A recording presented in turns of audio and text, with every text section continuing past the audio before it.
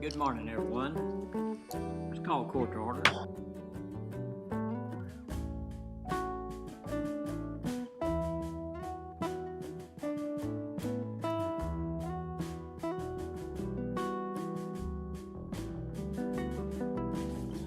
Is there a motion to accept this report for recording purposes? So moved. Second. Have a motion second. Any other discussion? No discussion. All in favor say aye. Aye. Opposed? Pass.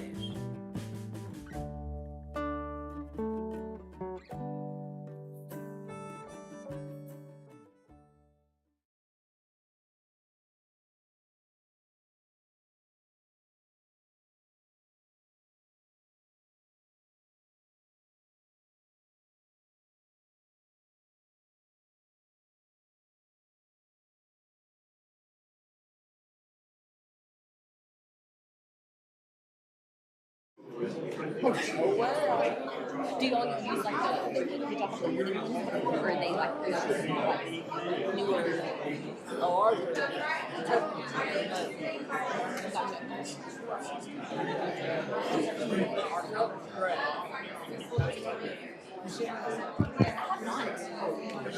I will. We're recording. This pause. I think that's some good guidance in what they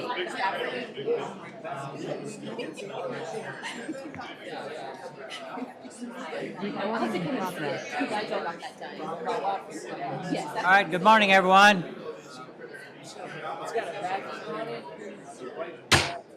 Morning, everyone. Let's call court to order. That probably woke some of you up.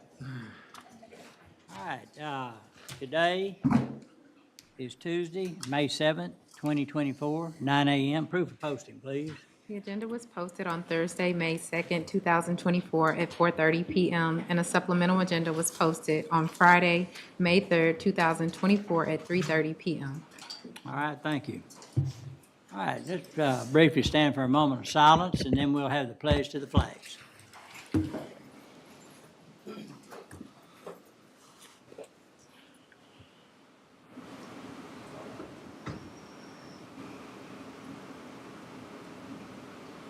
Please join the pledge. I pledge allegiance to the flag of the United States of America and to the republic for which it stands, one nation, under God, indivisible, with liberty and justice for all. the Texas pledge. Honor the Texas flag.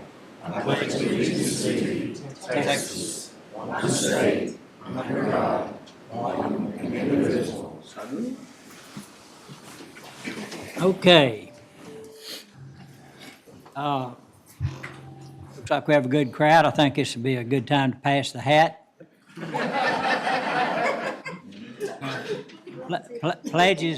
Pledges don't count, or IOUs.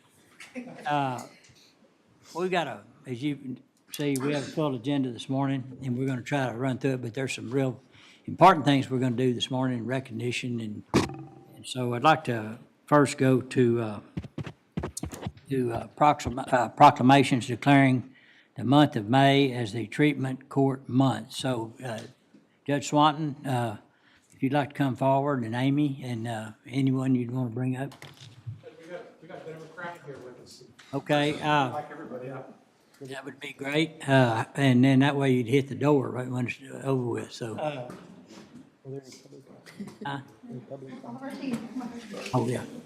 And while they're coming up, if there's anybody here in the audience to make public comments to the court on business matters, please do so at this time. All right, seeing none. All right. Appreciate everyone coming this morning. I think this is an excellent time to recognize the efforts of this court through the county, and that we put this recognition on a high level of priority of what we want to do in this county. We want to be leaders in this effort, and I want to say off the bat how much I appreciate how Judge Swanton has hit the ground running. No question, the decision was the right one. We got the right guy. And so, Dustin, if you would, read the proclamation into record. Yes, sir. This is a proclamation of the McLennan County Commissioners Court declaring the month of May as Treatment Court Month. Whereas, according to All Rise, treatment courts are the most successful intervention in our nation's history for leading people with substance use and mental health disorders out of the justice system and into lives of recovery, stability, and health. And whereas there are now more than 4,000 treatment courts nationwide, and whereas treatment courts are the cornerstone of justice reform sweeping the nation. And whereas treatment courts have transformed the way the justice system responds to people with substance use and mental health disorders by combining accountability with evidence-based treatment. And whereas treatment courts annually refer more than 150,000 people to life-saving treatment and recovery support services. And whereas treatment courts save an average of $6,000 for every individual they serve. And whereas, according to All Rise, treatment courts significantly improve substance use disorder treatment outcomes, substantially reduce addiction and related crime, and do so at less expense than any other justice strategy. And whereas treatment courts improve education, employment, housing, and financial stability, promote family reunification, reduce foster care placements. And whereas treatment courts facilitate community-wide partnerships, bringing together public safety and public health. And whereas treatment courts demonstrate that when one person rises, we all rise.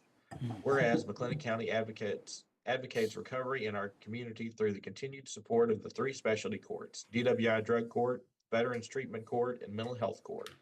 Therefore, be it proclaimed that the McLennan County Commissioners Court declares the month of May as Treatment Court Month. Be it further proclaimed, a copy of this proclamation be made a permanent part of the minutes of the Commissioners Court. Judge?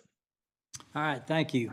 So at this time, and we may have some photo opportunities here as well, but Judge Swanton, or if anyone else wants to speak to the court of the public on this proclamation, you can do so at this time. Thank you, Judge. And just briefly, on behalf of our 3 treatment courts, I want to express all of our thanks to the county's continuing financial support of those courts. I know this is these programs are personally favorable to yourself, and we appreciate the Commissioners Court support and the county's taxpayers' support. The courts provide individualized treatment for everybody that participate in those courts. Our team encompasses the DA's office, law enforcement officials, social workers, the BHN network, healthcare providers across the county. And again, we strive for excellence in each of those programs, and I think we do a pretty good job with your support, Judge. Thank you. Absolutely, absolutely. Anyone else? And I really want to recognize, I saw Judge Devin Agam come in a while ago, and his work through the years preparing and getting this court up for drug and alcohol abuse court. Judge, he still wants to take back that court. I'll always be a supporter of the programs, the court, and as well as a fan now.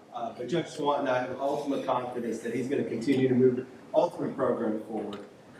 Right. And Judge Coley's, I don't believe is here today, but he is also weighed in on the effort and supports it as well.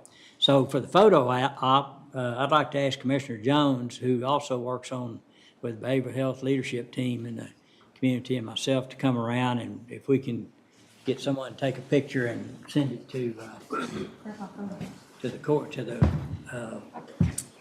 county judge's office, I would appreciate it.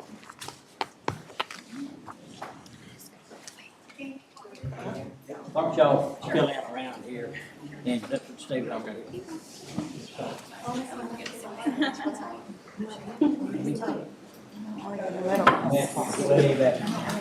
We need to center of attention. Hey, Josh and Chip. Yeah. Exactly. That's how this works. Okay. It is not going to be in this photo. Taking a whole bunch.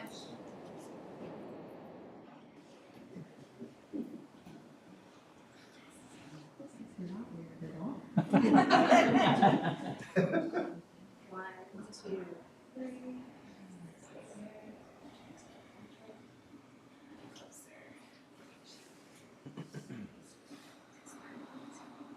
One, two, and 3. Got it? All right, thank you. We will post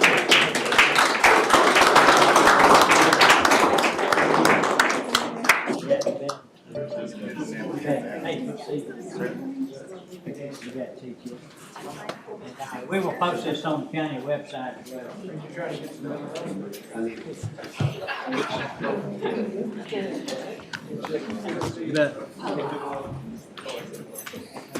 So I would like to make a motion to approve that proclamation.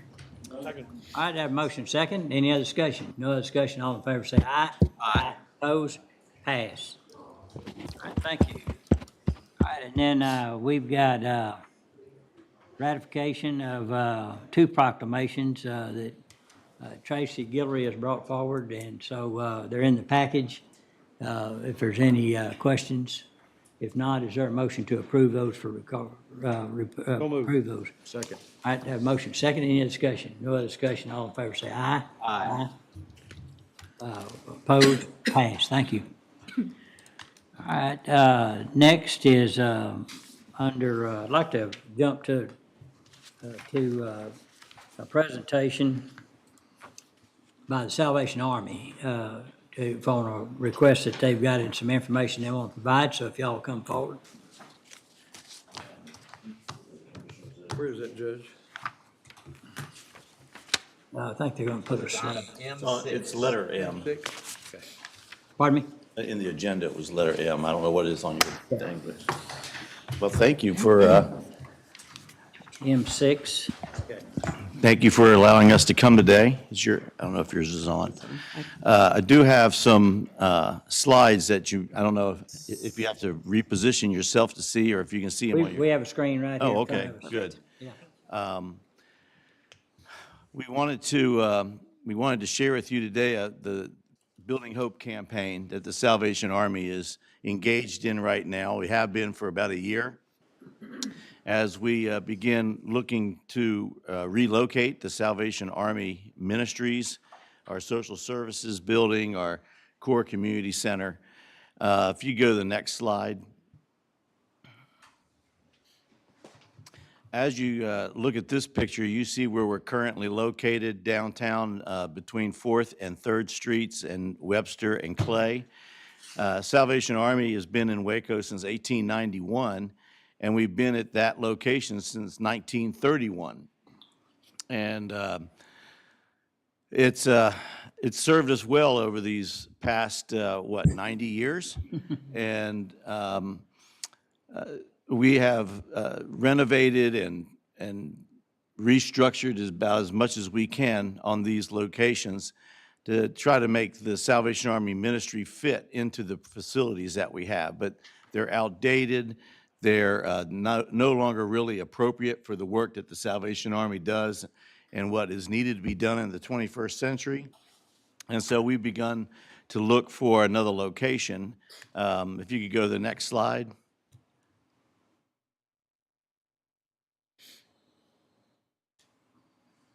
Maybe. There you go. This is just the street map that shows, again, our current locations and where they are. Anyone that's staying downtown at our shelters needs to come all the way up to the bottom left corner where you see the Family Store and Social Services on Waco Drive in order to get services, because we just don't have the space in the current location. And then you also see right about in the middle of the picture on the I-35, you see where the Salvation Army Church is currently located. The Salvation Army believes in a holistic approach to the services that we offer people. One of those is spiritual as well as physical. And so we feel that it's important that we have all of our locations on one campus. Over on the right-hand side of that, in a green drop you see there, it says Future Home. We have purchased property on LaSalle, 1324 LaSalle Avenue. We have purchased property, it's a vacant lot, And that is where we are proposing to build our facility. Again, it's going to be a two-building campus. The one building will be our core community center and administration wing, and the other will be our social services. So if you can go to the next slide, please. Recording in progress. That's the property that we've purchased. It's a 9-acre undeveloped piece of land. And the Salvation Army's facilities will be kind of on that, the part of the L that is perpendicular to LaSalle Avenue. Maybe the next picture will be a little easier for you to see. So let's go to the next slide. That's a little bit better picture. You see LaSalle Avenue is to your left, and the front part of the property going parallel to LaSalle is going to be our core community center and our administrative offices. And the long building that is perpendicular is our Center of Hope, which is our social service facility. And then you also see some green space in there for playgrounds and just other sort of outdoor activities. The rest of the property going towards 12th Street will remain somewhat undeveloped. We hope to, in the future, have a warehouse there at the corner of 12th and that long driveway. But right now, that part is undeveloped and can be used for future development as required going forward. Next picture. As you're driving down LaSalle, this is the architect's rendering of what you will see. This will be our core community center. To the left is our chapel and our Salvation Army Church. To the right is the administration wing. It was really important to the city, as part of the special permit that they issued to us for zoning purposes, that the facility that was facing LaSalle would be long, the way we have it set, so that when you're driving down LaSalle, you see the frontage of the building. And so we had to position it on the property, so this is what you'll see driving down LaSalle. Next. This is the floor plan for that current building, the building I just showed you. You see to the left, the big green area, that's our administration wing. As it is right now, all of our administrative offices are at the family store. So we take up a hallway there where we have our administrative offices. This will allow us to have all of our administrative staff in one location and be a more professional setting. To the right, you see that brownish area, that's our chapel. To the below that is the fellowship hall, and the kind of purplish violet, I don't know what color you would call that, is our Sunday school classes and meeting spaces. Next picture. This would be the elevation of the Center of Hope, our social service building. You can access that building from 12th Street. The bottom left is a rendering of what the sidewalk would be like leading up from 12th Street into the Center of Hope. And the bottom right is the parking area where people driving in can park, and they can come in that door, so they'll come in both sides of the building. The long, on the top, the long building shows the family wing that the Salvation Army is going to have 15 family apartments for transitional families, and we'll see more of that on the renderings in just a minute. So if we can go to the next picture. That's the floor plan. So on the left, you see the apartment wing. We have 15 apartments. Currently, there are 3 apartments for homeless families in Waco, and we have them called Sally's House at the corner of 4th and Clay. And it's just not effective. We did a study in 2019 with the Baylor University School of Social Work, and in their study, they determined that 2 of the main gaps in service in Waco for the homeless is family housing, and the other is for a day center for the homeless. So on the left here, in that kind of pinkish color, that is the family apartments. Some of the apartments have a door for a swing room, so if you have a large family, you may be assigned 2 apartments, but they're set up for individual living. They do not have kitchens. They are apartments for people to stay in. All of their meals will be taken in the dining room, which is to the top of the picture, that kind of tan color. That's our community kitchen where the dining room will be. And the community will come for meals, and all of our residents will eat there as well. Below that, and kind of next to the pink area, is a bright green, which is our single women's dorm. We'll have, is it 16 beds? We'll have 16 beds, so 8 bunks, 16 beds for single women who are homeless and looking for shelter. They don't have a family with them, it's just them. And so they'll have that location for them.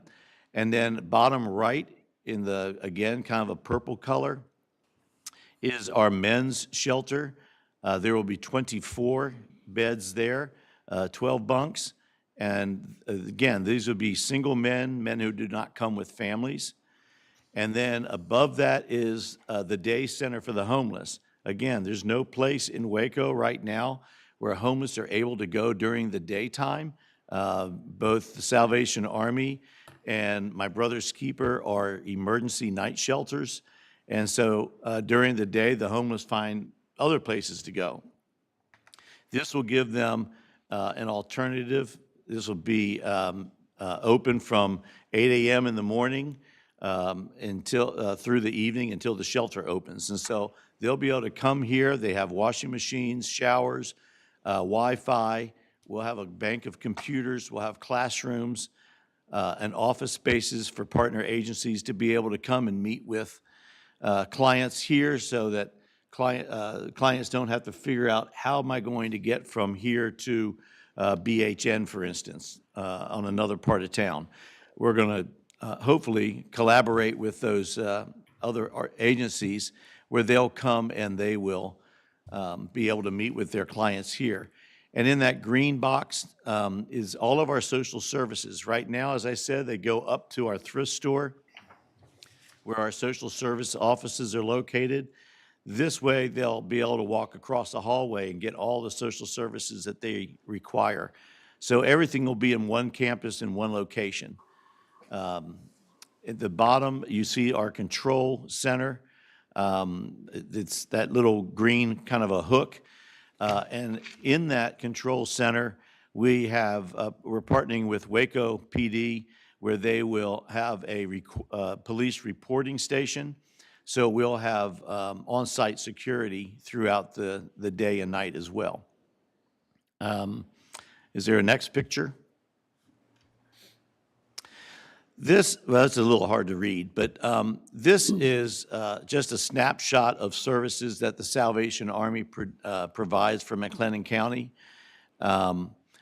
We have individuals that we serve from all over this county, which is the main reason that we have come to the Commissioner's Court today to seek support, financial support from the county.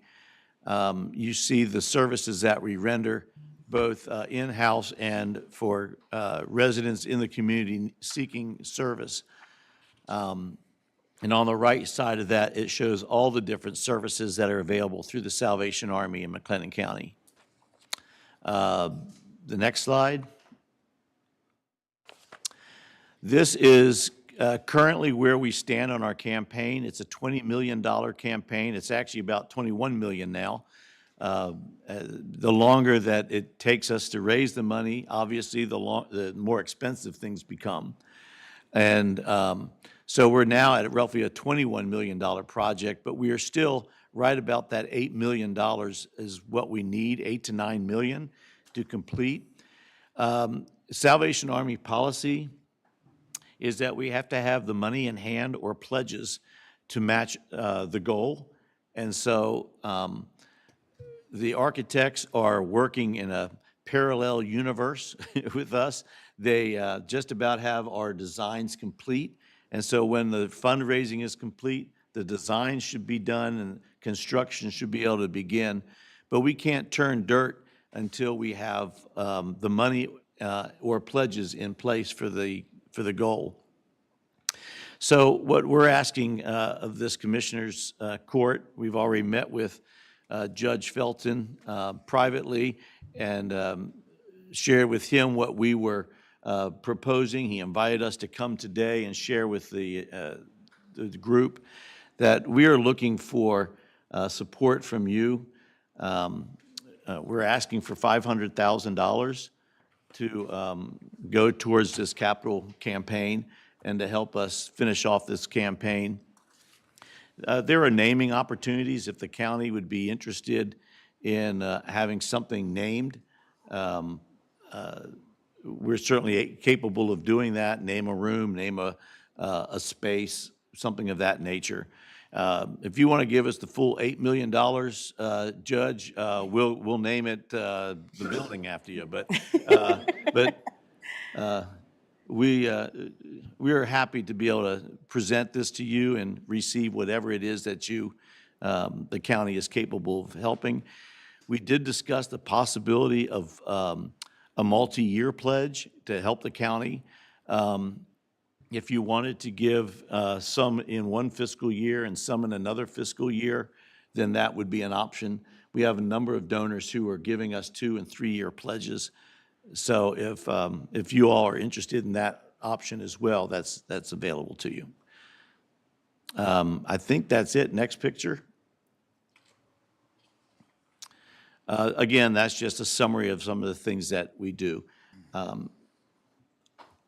I'd like to give April just a minute, if I could, Judge, for her to share a story of at least one of the families that we have helped. It's pretty remarkable, but it's also pretty normal of what we go through at the Salvation Army. Thank you. I just want to say that this is collaborative, and when I say that, because of this particular situation, the family was actually came through a emergency situation, and they left California fleeing from a domestic situation where there was a lot of concerns for their lives and their children's lives. And so they found themselves actually under a tree in Belmead and the HEB parking lot. And the mother they were completely out of it. This is a mom, a dad, and 3 children. And they were completely out of funds. And because of a reactive situation, and you will know probably better than anybody that when people make decisions, they often make them without thinking, very quick, under quick duress, right? In my experience. That's right. I betcha. And so that is exactly what happened. The father, in a panic moment, as he was leaving the state of California, heard an Amber Alert that scared him that he would be pulled over and his children would be taken because of a parental situation, and he threw all their documentation away, dumped it. And so, as you would know, that's a big mistake. And so, but in that situation, they felt it was the most apropos. They find themselves in Belmead, under a tree, living in their car. And the mother is trying to get food for her children, and she goes to the HEB, and she's begging for food for her family. And one of the personnel from HEB came out and mentioned to her that you're not allowed to do that here. And she said that she needed food. And she said, well, let me call the help for you that you need. And she reached out to the police, and the police took her to Sally's house. And when Sally's house is always full, we never have rooms, but we had one. And he brought her there, and when she tells her story, she said she was so grateful to the Lord for what he provided for her. And I'll just tell you what Sally's house looks like. You could fit most of it in this room. Most of it is just a little tiny cottage, and you may have seen it. It's on Clay and 3rd. Fourth, yeah, Clan Fourth. And you would see it there. It's just this little tiny house, and the hallway is the only thing that we'd use to be able to work on case management. It's tiny, tiny, but they were very happy and they were very grateful for that space where they could feel safe. It took us 3 months to help that family find housing because we had to get all the identifications and recreate and restructure everything for their case file from the other state. And that takes time. You know, they're on the back burner. They're not the one that needs it right away. They're over here. And so it took us 3 months to get all the paperwork, but because there were people in this community who were willing to give them a chance and work with Salvation Army to help this family, we were able to get the man employed for quick pay without Social Security, just paying him cash for his jobs. And we were able to work with a Christian family who opened a home up for them to be able to live in, and with the Salvation Army helping along the way, just supporting them all this way on their journey. They are now self-sufficient, and they live in this community, and they're contributors. And let me just add one more thing. Both of these people have education. And so I just want to point out one more thing, is homeless are not always the person under the bridge, right? Homeless can be your next door neighbor. And so I know you all see things happening all the time, and you get what we're looking at.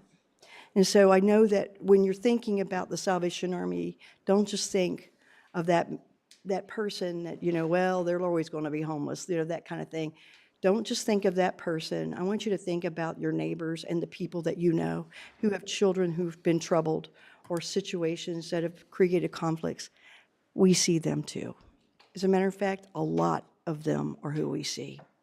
So I just want to let you know what that service like, but I want you to hear the collaboration of the community. And I thank you for the people in Belmead, the people in Beverly Hills, the people that are in the surrounding areas, all these little communities that are a part of our greater Waco community that see the Salvation Army as their partner, because we are.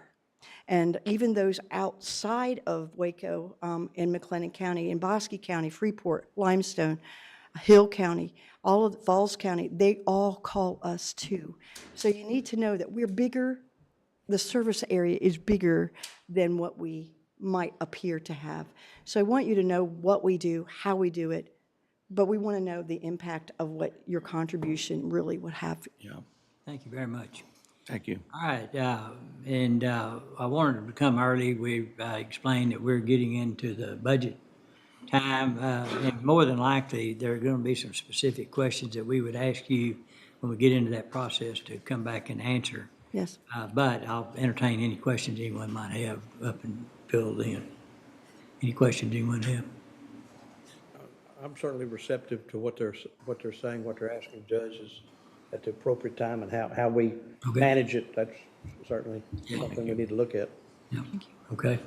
And just one other thing that I've noted in there, that there is a community room, and many times, you know, when the services down the street here are provided, they have to go back out of there and, you know, just be where they can be, where this provides at least part of the day place to go. This is going to integrate all of the different locations that you currently use and or utilize into one location. And then those other properties will just be sold? Yeah, we've actually already sold them. The only All of property them? that will not be included will be the thrift store on Waco Drive. But all the other properties, we've actually already sold them. Already sold it. And the person who bought them gave us a 4-year free lease back, so that we can stay there until we complete the project. And that's already been 1.5 years. So we're really pressing on finishing up our campaign so that we can start building. Okay. Thank you. All right. Thank you all very much for coming, and we will be in contact. Thank you. We really appreciate it. Thank you. Judge West, I think you had an item, didn't you? Oh, that was, you're here to support that? I'm the chairman of the advisory board. Yeah. Thank you. I appreciate community service. Service on that. Yeah, absolutely. All right, take care. All right, I think there's an award that's going to be bestowed on us. This is a presentation of Community Economic Development Award. Somebody here to present that? I know, so maybe that's Chris Collins, and she's not here yet. Right, okay. So Judge, if we could do M8, there's another award. It's the TAC Safety Achievement Award. Okay, the Tax Safety Achievement. All right, M8, okay. I'm here. All right, good, come forward. Good morning, Judge. Good morning, Commissioners, members of the court. My name's Joe Shevchek. I'm with Texas Association of Counties Risk Management Pool. If you're not familiar, or whoever's not familiar, we do your workers' comp, auto, property, general liability, lines of coverage. We also have public officials and law enforcement liability. You have some consultants that provide services, but I'm your safety guy. You may have known Isaac Garcia. He was my predecessor. He moved down to the southeast. I came from the southeast up here to the northeast.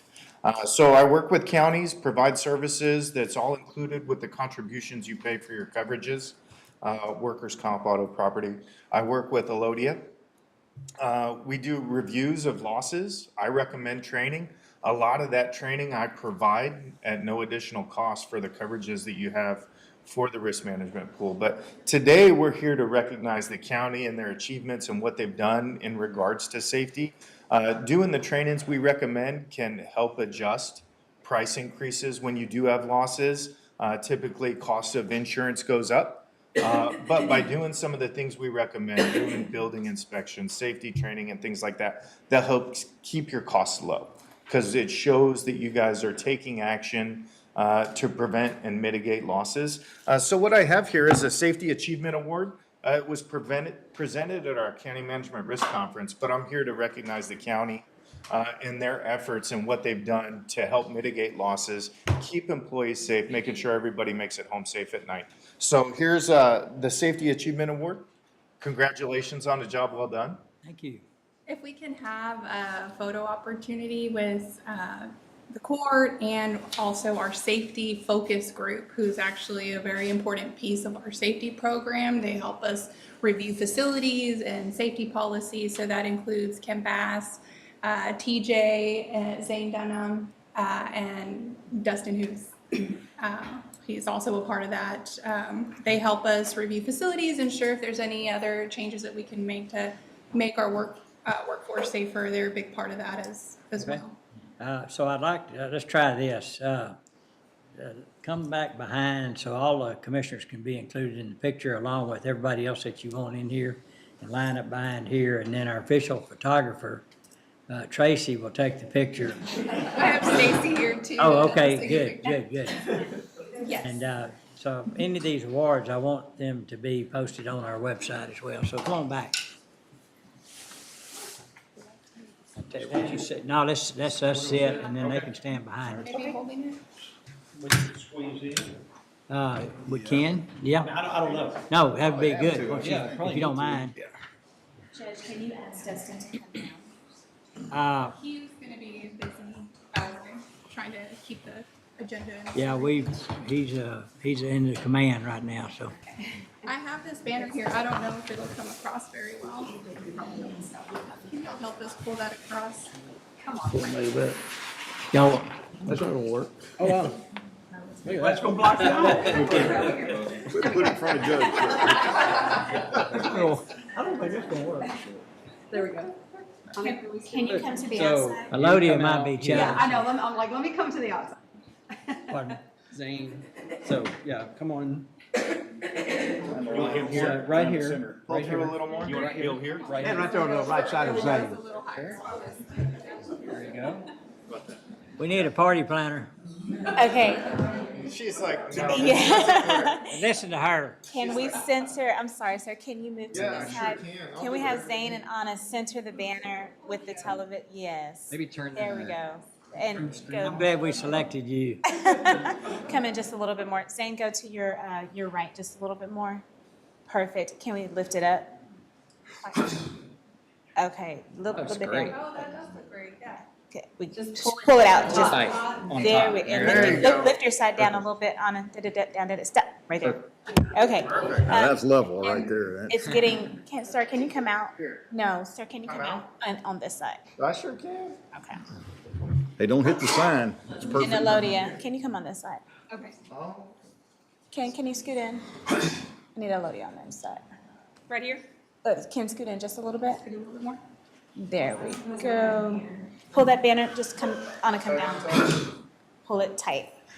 There we go. There you go. Okay. Okay, here we go. Can you put there you go. Put a level on Now, it. everyone, stick your tongue out, stand on one leg. 1, 2. That's the nice shot. Okay, I'm gonna zoom in a little. Okay, 1, 2, 3. Stay right there, Devin.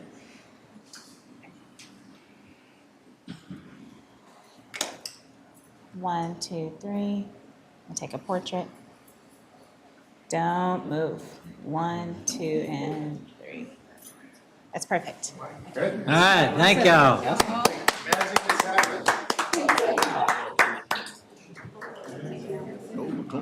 Good job, Anna. Congratulations on a job well done. You Yeah. know, honestly, without the support of the court, you know, giving up road employees to attend training and things, it takes time.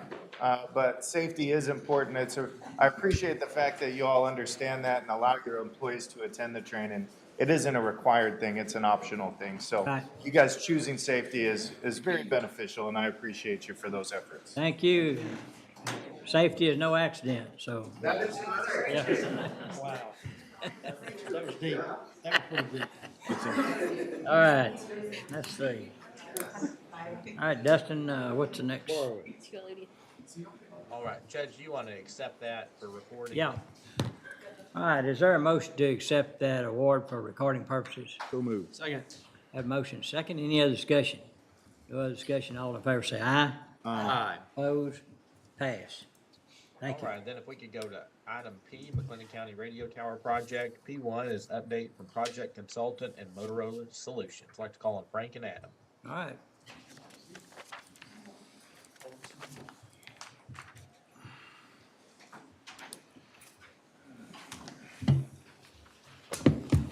When we get done, we want a photo opportunity too. Yeah. So, How y'all? doing well. Good morning, Commissioners. I have, just drew along, Adam. Adam? Yes. Last name. Reed. Sorry. Just drew a blank. Adam Reed with Motorola. This is really just really a recap of the radio system. It's complete. It's finished. So this is really a kind of a closeout, final overview of where we started, where we are, and then essentially handing over the keys. So with that, I'm going to turn it over to Adam, and he'll take it from here. Thank you, Frank. I appreciate that. Judge, if you don't mind, I like to stand up because if I present, I like to talk with my hands, if that's all right with you guys. So, good morning, everybody. My name's Adam Reed again from Motorola Solutions. I appreciate Frank having me here today to present this to you guys. No one is as excited as myself and Frank to have this thing finally wrapping up. So, I guess, half a decade ago, Frank, McLennan County had a dream championed by you to increase their radio coverage availability, officer safety, public safety throughout the entire county, and they entrusted Motorola Solutions to provide that. And I'm happy to report today that we are there. So what I'm going to do today is just kind of give you a brief overview of the project, what we've done, and where we stand today. Next slide, please. So again, 2019, they partnered with Motorola Solutions, or McLennan County partnered with Motorola Solutions. We expanded their existing 3-site simulcast system for enhanced radio coverage throughout the county. Motorola proposed and implemented a total of 4 new RF sites to create the 7-site system that is in use today. The new sites are at the Road and Bridge precincts 1, 2, 3, and 4. And additionally, we took the old Heart of Texas tower equipment that was there and we relocated it to your new tower in Woodway. Motorola also partnered with Aviat Networks, and they built and installed a very redundant microwave system that connected all the sites back to the core at Waco PD. Next slide.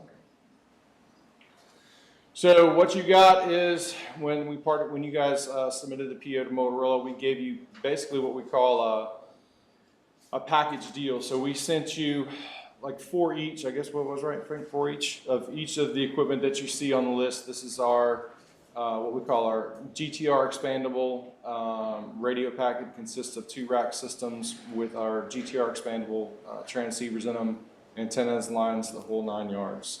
It's kind of a drop and play package, if you will. Next slide. This is just a quick picture. If you were to go into each one of the road and bridge precinct tower locations inside of the buildings, you're going to see 3 racks and a UPS, and that's what you're going to see basically at each of those locations. Next slide. So specifically for the simulcast project, once we had all of the sites implemented and we had them up and live, Motorola usually never guarantees coverage within any type of radio project because atmospheric conditions, whatever, what have you. So, but what we do is coverage testing. So when we got done and we had all the sites up, our testing software generated this huge grid for all of McLennan County. It was over 3,000 different test points. So I reached out to our partners at SBP Consulting, and we did a huge county-wide coverage test. That coverage test, we use a criteria called Simulated Outbound Bit Error Rate, or BER. And our specialized test equipment accepts a passing rate of a BER of 3.4 or higher, which means that you can hear voice clearly. In this case, your officers, you can hear police officers very clearly, and they won't have to repeat back to dispatch what they're saying. Next slide. Before this project kicked off, and we presented our recommendations to McLennan County for the sites, this is what our proposed coverage map looked like for your coverage within McLennan County, which is about a 95% coverage for portable radios, and that's your officers with their radio on their hip and their microphone up by their chest. So, next slide. So again, our software generated test grid containing upwards of 3,200 tiles. The following map shows that all the tiles that we tested. The ones in green that you're going to see have the acceptable passing BER rate, and then there's some little red ones that did not. And I'll elaborate on that just a little bit when I show you the map. In all, our passing percentage rate was above 95% and exceeds our proposed expectation of 95% or better. So next slide. I wish we could blow it up. So there you can see each one of those individual little green tiles is where we had test points, and we had SBP go in and physically go into each one of those locations and do testing. The initial run, I will tell you that they came back with was just below that 95% threshold. So myself and my systems engineer came back to McLennan County. We did some additional testing, right? So we drove around. Instead of just doing 1 or 2 test points in each one of those little tiles, we went back and maybe did 3 or 4. We tried different things. We stopped the vehicle. And what we found was that in many of those areas that you see red, if you do 1 or 2 test points, or if you stop your vehicle, if you go to the top of the hill and retest, you get great signal. So the maps, I will say it's probably what I'm saying to you is the red dots are a little bit deceiving, because if you were to go to that location, I'm pretty much guaranteeing you're going to have coverage. Radio, car, or handheld? Handheld. In a building? In those, okay. In a building?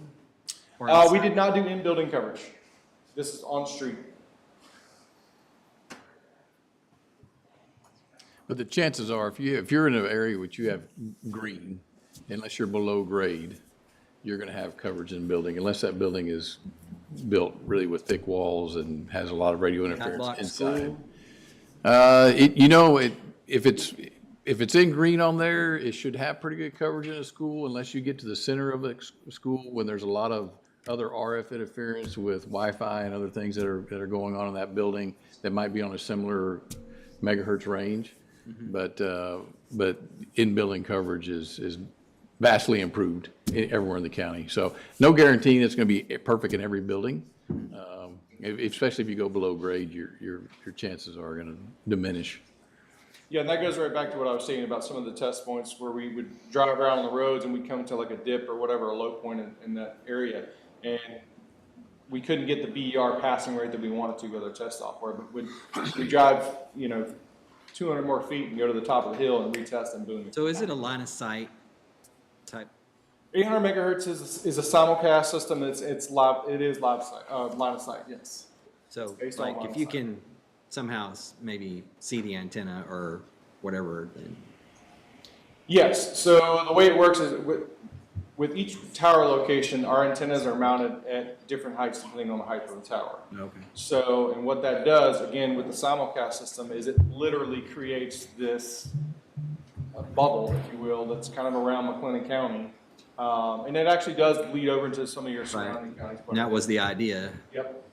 So as long as you're, you know, like Frank was saying, as long as you're not down in a ditch underneath of a Faraday copper cage, then you should be fine. Good. So, any other questions about this No slide? questions? Now, I do want to point out before he moves on from this is that you'll notice some white areas. There was 3,000 something point. You might be getting to this in a second. But some of these areas they couldn't test because they were like in a field. So when they gridded out the county, there's some places they just couldn't, it was, you know, on private property or other things, so they had to stay on the roads. Yeah. So that's the reason some of those, you don't see those spots there. It's like, hey, why did those get tested? Well, that's the reason, because they were private Not that- property in a field, in the middle of a lake, whatever, you know. Not that they're, it's not that they're a problem, it's a fact you just couldn't test. Could not get there, right. Yeah, SpaceX wouldn't let us on for some reason. Huh. Yeah, SpaceX wouldn't let us on their property. No. And I didn't, we couldn't float down the Brazos too, unfortunately. So Okay. I bet that it would work. It would work now, I'm sure. Fast now. You're kind of fast, Okay. End up in College Station. Any other questions, Judge, Commissioners, about that particular slide? Okay. All right, next slide, please. All right, the McLennan County microwave expansion portion. So each one of these 7 sites that I just mentioned that we just talked about that's providing this great coverage throughout the county, they're all connected via this microwave link. And it is a dual loop system that creates redundancy and nearly eliminates the possibility of downtime because of the equipment that we installed through our partners at Aviat.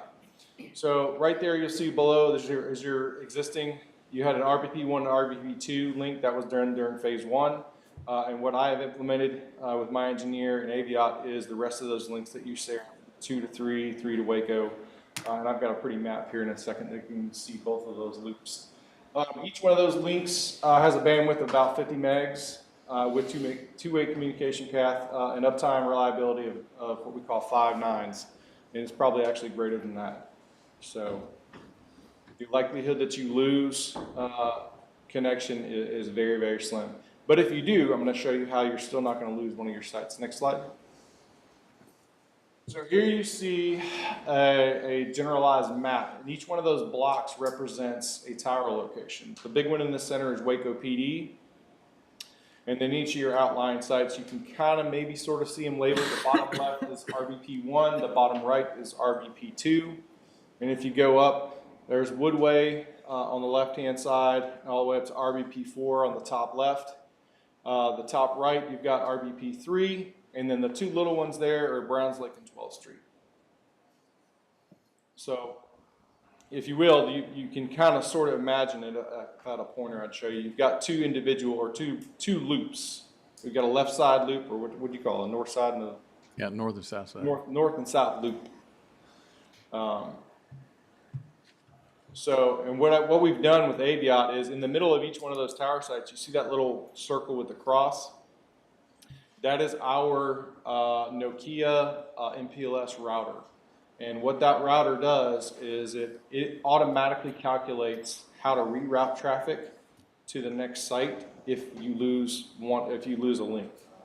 Right, so what you're looking at there is the lines that connect those sites. So if you notice this, the Waco, the police building is the hub. That's where our core is located. And so you notice that in order for the system to work properly, it's got to tie back to the core. So if you look from our tower sites, we have redundant connections that go to the core and they come out, and then the towers are tied together. So you're essentially following the lines is what you're doing. And if you notice, we have from Lorena back to the tower, we have from RBP4 back to the tower site, and then of course RBP3 is back as well. So if one of those connections breaks between those towers, it'll route itself back the other direction, essentially. So we've got 2 loops. So we might lose a tower site for some reason, but connectivity will not be lost to the system. In other words, not a single point of failure with that's going to take everything down. As long as the central site is. As long as the central site's up. And then if the central site goes away, we're still not dead. There is and that gets really technical, there is a system that has a process, it's called fail-soft. And so those sites can work independent of one another. And so there is a whole other redundant side of that. But that gets really down in the weeds, with technical kind of stuff. But it still does not just completely go away, even if we lose central, so. Correct.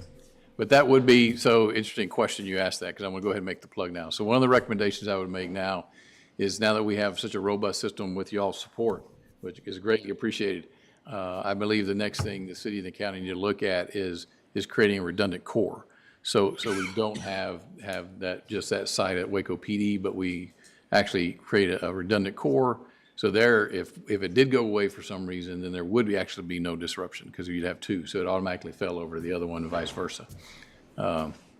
So Another location? it'd be at another location, yes, sir. Yes, complete other location. There's different options for that, and we won't get into those today, but there are different options for that. But that would be like I said, the Commissioners Court was so gracious to build this out and to fund this process years ago and see it through. And it gets better every day. And I think the next step would be for the city and the county then to consider creating that redundant core. And that would actually solidify this. It would almost make it bulletproof. You can't ever say 100%, but it almost make it bulletproof. It's at least tornado proof. Precinct 3 is tornado proof. We've seen that, so.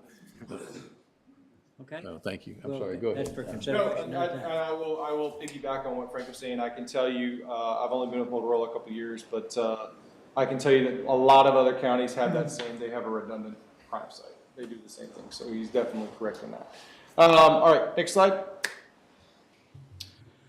All right, so that is the end of my presentation. I want to say a huge thank you. The completion of both of these projects could not have happened whatsoever without support from obviously the city of Waco and you guys for funding it. Our partners at Bearcom, MCA, Aviat Networks, Canyon Telecom, and SBB Consulting. A huge thank you to Mr. Frank Patterson and Mr. John Schnuck, who couldn't be here with us today, for their support, flexibility with allowing me to do my job and get the system up and running. So thank you all. I'd like to add Ken Bass. Ken Bass and Dustin. Dustin Chapman is in the other room. Dustin's upstairs in heaven. Not all the way to heaven, but and then I'm sure TJ helped every once in a while as well. So it's and a lot of this for me during the unfortunate West explosion is when I spent a lot of time with Frank and Commissioner Jones, and we talked about the problems that it was just a gridlock in communication, and life safety issues became apparent when you couldn't communicate, and it was caused by, you'd say, almost too much help, all trying to communicate, and we were it was a real problem, and so we took it from there. And you mentioned a while ago a decade. Well, that was about a decade ago. 11 years ago, yeah. And so that's a good point. Well, any other questions or comments? I do. I have a question about the HOT tower now. Okay. What's left on there? So there's 2, well, City of Waco still has their shelter there, and they've been notified they can remove that anytime they get ready, along with their generator. As far as the county, I believe it was TABC is giving their stuff to the county, saying we don't want any more. Texas Forest Service is supposed to be moving their stuff off. They're going to go to Woodway on that location. And then after that, everybody else that was on there was notified. So that's it, really. That's what's left. We are not, we will be moving the one county volunteer fire repeater, but we are not putting back in service the voter repeater site for the VFDs, just because that would be a whole other system that you're going to have to maintain and all that. You'd have to have it anyway, but it gets complicated. But there's no reason to do it, in other words. So VFDs? yes, sir. So all the VFDs are on 800 now as well. Right. We are going to keep their one VHF repeater, and move that to Woodway. But I'm talking about the voter repeater sites that rebroadcast stuff. That's not gonna be dismantled. Given the fact that we've had several events over the years that have created, I think, quite obvious that we had a lack of operability, of what's called inoperability, operability between agencies. What would you say now, Frank, percentage-wise, that's gone away with everybody going to the 800 and all these repeaters and everything we've got in place? How well can we communicate with each other now between fire departments, volunteer fire departments, law enforcement agencies, and so forth in the county? Okay, so yeah, for McLennan County, the technology is done, so it's 100%. So all the public safety agencies are on the system. That includes Corps of Engineers, that includes DPS, that includes the school districts. So they've all migrated to the 800 system. So the technology has been provided. Now, the question is using the technology. So I can tell you this, is that because it's been such a process of as we grow and people come on, there are still some things that need to be done. And that John's going to be working on those along with the city of Waco, and that is reprogramming radio. So for example, Waco PD may not have, some volunteer fire departments talk group in their radio yet because they've had theirs much longer. So there's going to be some reprogramming that has to occur. I know the talking to John as well as the city is that there's a process to make sure that everybody has a standard channels that everybody can go to regardless of what you have in your radio. So to answer your question, technology-wise, we're 100%. 100%, fantastic. Now it's just using the Amazing. technology. Yeah, absolutely. It's by far, I would have to say, one of the best complete systems in the state at this time. I mean, this has been a long process. A lot of other areas have, may have been ahead of us a little bit. Bell County moved this direction years ago, but for us to get here now, and I do want to acknowledge the judge on that too, because really it was, if it wasn't been for the judge and Commissioner Jones to support this early on and say, yeah, this is a problem, let's do it, we wouldn't be here today. I mean, the Commissioners Court funded it, and here we are. So absolutely 100%. I'm just thrilled to death. This is Thank you. All right. Any other questions, comments? If not, is there a motion to approve the report for recording purposes? So moved. Motion made and seconded. Any other discussion? No other discussion. All in favor say aye. Aye. Pass. Thank you. Thank you. Thank you, Judge. All right. Thank you. All right. Judge, if it's okay, if we could go to the consent agenda. I know there's a number Yep. of pools. The suggested pools would be E3A through E3F and E6B1 and B2.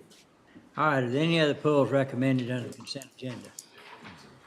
If not, is there a motion to approve the consent agenda with the exception of those pulls previously mentioned? So moved. Second. Have motion second. Any other discussion? No other discussion. All in favor say aye. Aye. Opposed? Pass. All right. Next, I'd like to go to items K1A. Mr. Tom Ray. This is regarding a professional consulting agreement with Lockwood, Andrews, and Newman Incorporated, an update on water projects. Thank you, Judge. Haley is here with me as well, and Haley's been doing the hard work of trying to keep up with where these projects are. We have a few that we'll highlight in today's update, but generally we're seeing some progress. I know the court was concerned with the small amount of funding that had actually gone out on these projects. Well, that's improved. It continues to improve as the projects mature and progress. With that, Haley, do you want to give them a little outline? We did have a meeting with, again, to recap, and I think we said this last time, that we did have a meeting one-on-one with all of the project participants that we had some concerns with their project and progress and use of funds. We did those meetings. We were encouraged. Now we want to follow up and make sure they follow through on those. One of the suggestions from the commissioners when we brought an update a couple of months ago, I guess, was we needed some sort of interim deadline and that's been put in, and that was discussed at these one-on-one meetings. Can you meet that September 1, 2024 deadline? That deadline was put in. We looked through it, Leeham and I and Haley looked at it and said, if we had a project fail and we knew about it by September 1, we could generate a new project, get going, get it funded, and make the 2024 deadline. So I appreciate the court's insight on setting that interim deadline. I think that helps us to kind of keep things moving along.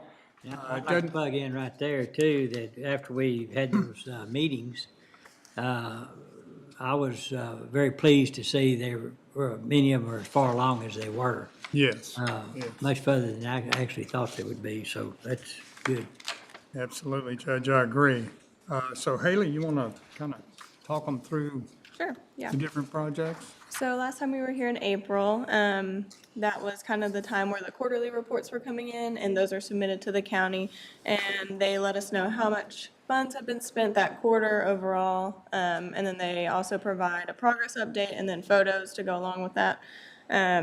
So at that time of the meeting, we only had about 5 of those reports in, so that's why we scheduled this one, to kind of give you all a complete picture, now that we had all the reports in. And it's kind of the same format as last time for as far as the presentation goes. The statuses have just been updated. We do have a few more that are in construction. We still only have the one complete, which is Bosque Basin. And then China Spring and McLennan County WCID number 2 both have portions of their project complete. But everyone else is either in design or bidding, construction, that kind of thing. And then if we move on to the completion dates, this was kind of like the hot topic that sparked the interim deadline. We've updated these, and now I think as you look through them, you'll see that none of them are close to being, I guess, past the 2026 deadline of December 31st. And the city of Riesel was able to finish breaking out their portion of the project that they're going to have done. And so that new completion date will be February 2026. That doesn't finish their project, but it finishes what would qualify under our program, so we separated it out. Yes, sir. And they'll have to finish, which they'll do, they'll finish out their portion. Yes, sir. At a later date that we're not involved in. Right. So that date for like final completion would still be in 2028, early 2028. But yes, as far as the ARPA funds are involved, it would be February 2026. And then the only note on that is that the MS Water Supply Corporation was part of that arsenic project, so that would kind of fall in line with that as well. They're not directly responsible for the project, they're just part of it in that sense. And then if we go to the funding breakdown, so we received all of the updates on how much funds have been spent this quarter. And for the arsenic projects, we're at $262,000, and that is up $130,000 since last quarter, so fourth quarter 2023. And then for the non-arsenic projects, we're at $918,000, and that's up $682,000 since the last quarter.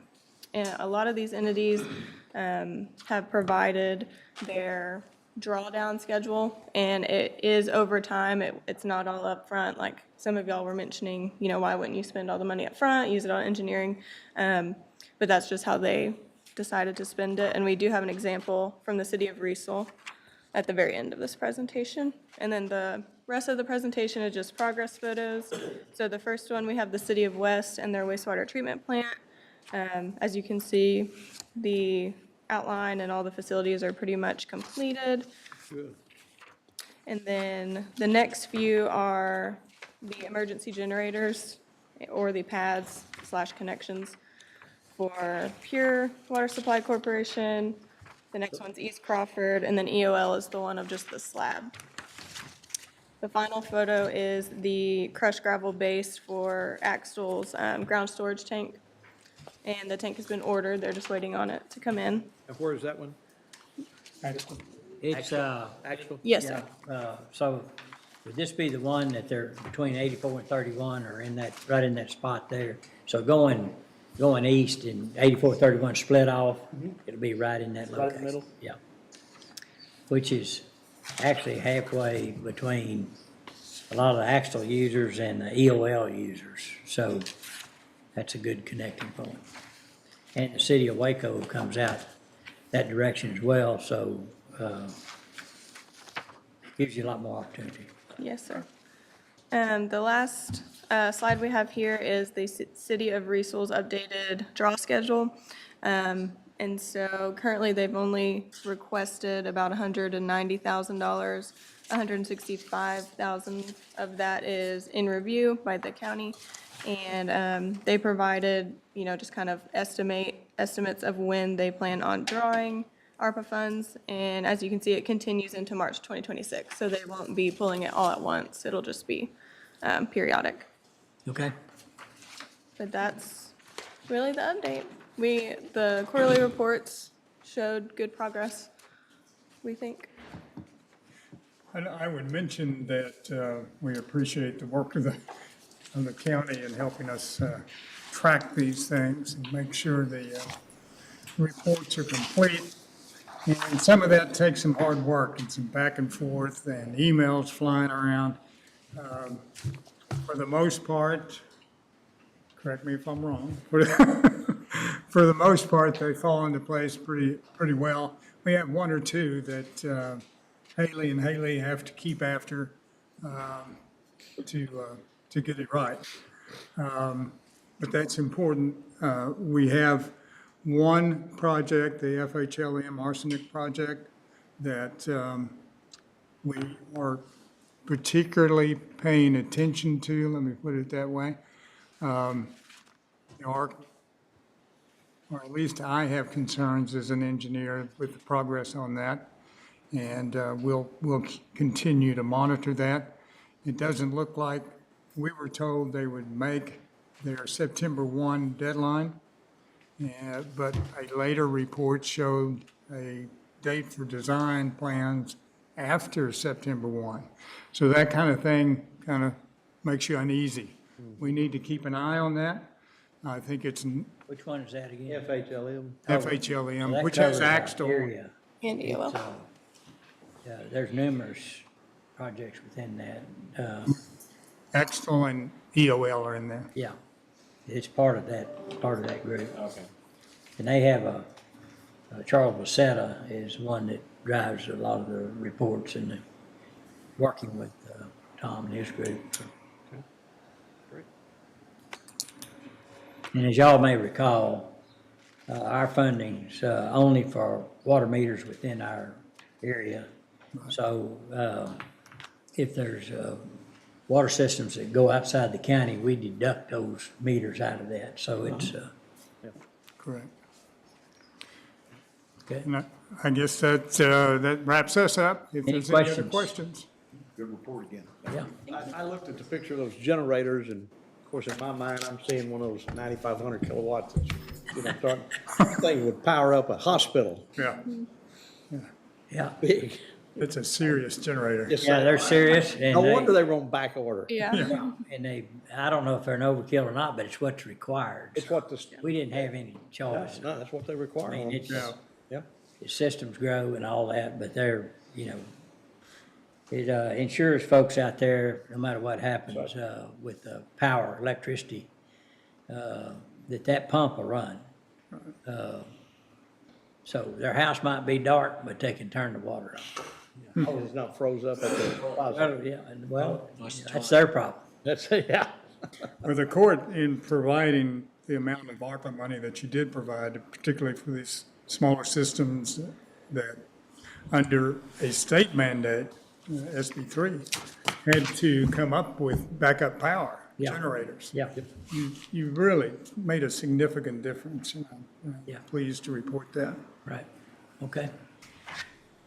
Very good, Judge. All right, if there's no other questions, is there a motion to approve the report for recording purposes? Have a motion second, any other discussion? No other discussion, all in favor say aye. Aye. Opposed, pass. Thank y'all. Thank y'all. Appreciate it. Dustin? Judge, if we could go to item F1, authorization of proposal with Image Tech. This is for digitization of civil files for district clerk's office. I'd like to call on John Gibble.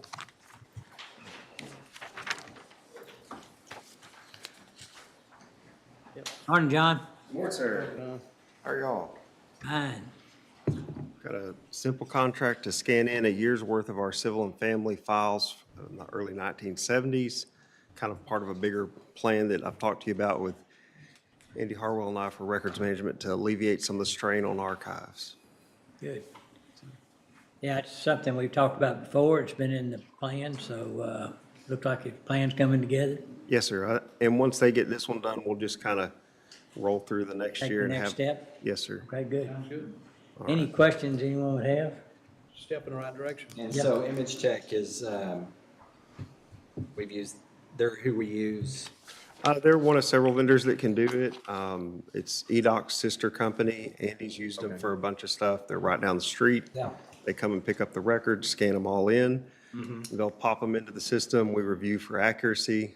And then part of the pivot here is, once we have a good certified image in there that's accurate and reflective of the file, the state of Texas down at the Archives and Library group can house the physical records for us. We still retain ownership, but don't have to pay to house them anymore. And if we need the physical file, we can always get it back from Austin and use it in that manner. But for most things, almost everything, we can certify the digital as the original for certified copies. So it would shift those older files that aren't active anymore. Probably over the next 2 or 3 years, we could get a decade out or more. Great. Good, good deal. Can you reproduce from the digital? Yes, sir. Back to- As long as so that's kind of, Image Tech's going to scan in, then my staff's going to manually verify that it's a good image, that it's an accurate representation.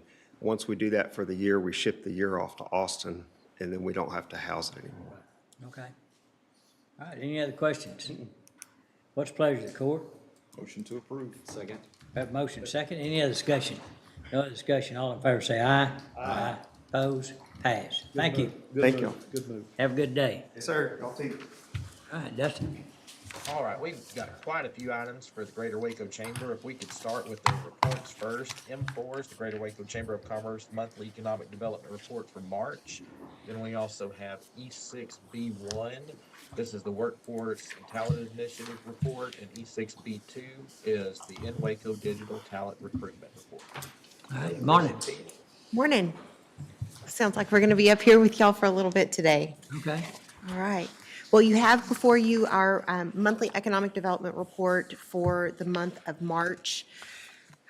Just a couple of highlights for you from that report. Things are going well for us in the world of economic development. I would say, and I've mentioned this before, we did see a slowdown in the number of leads and inquiries coming in for the first part of the January and February. Those numbers have started picking up in March, definitely in April, and then in May as well. So you'll start to see those numbers picking up and probably getting more in line with where we've been in the past several years. But proposals going out the door correlates with that too.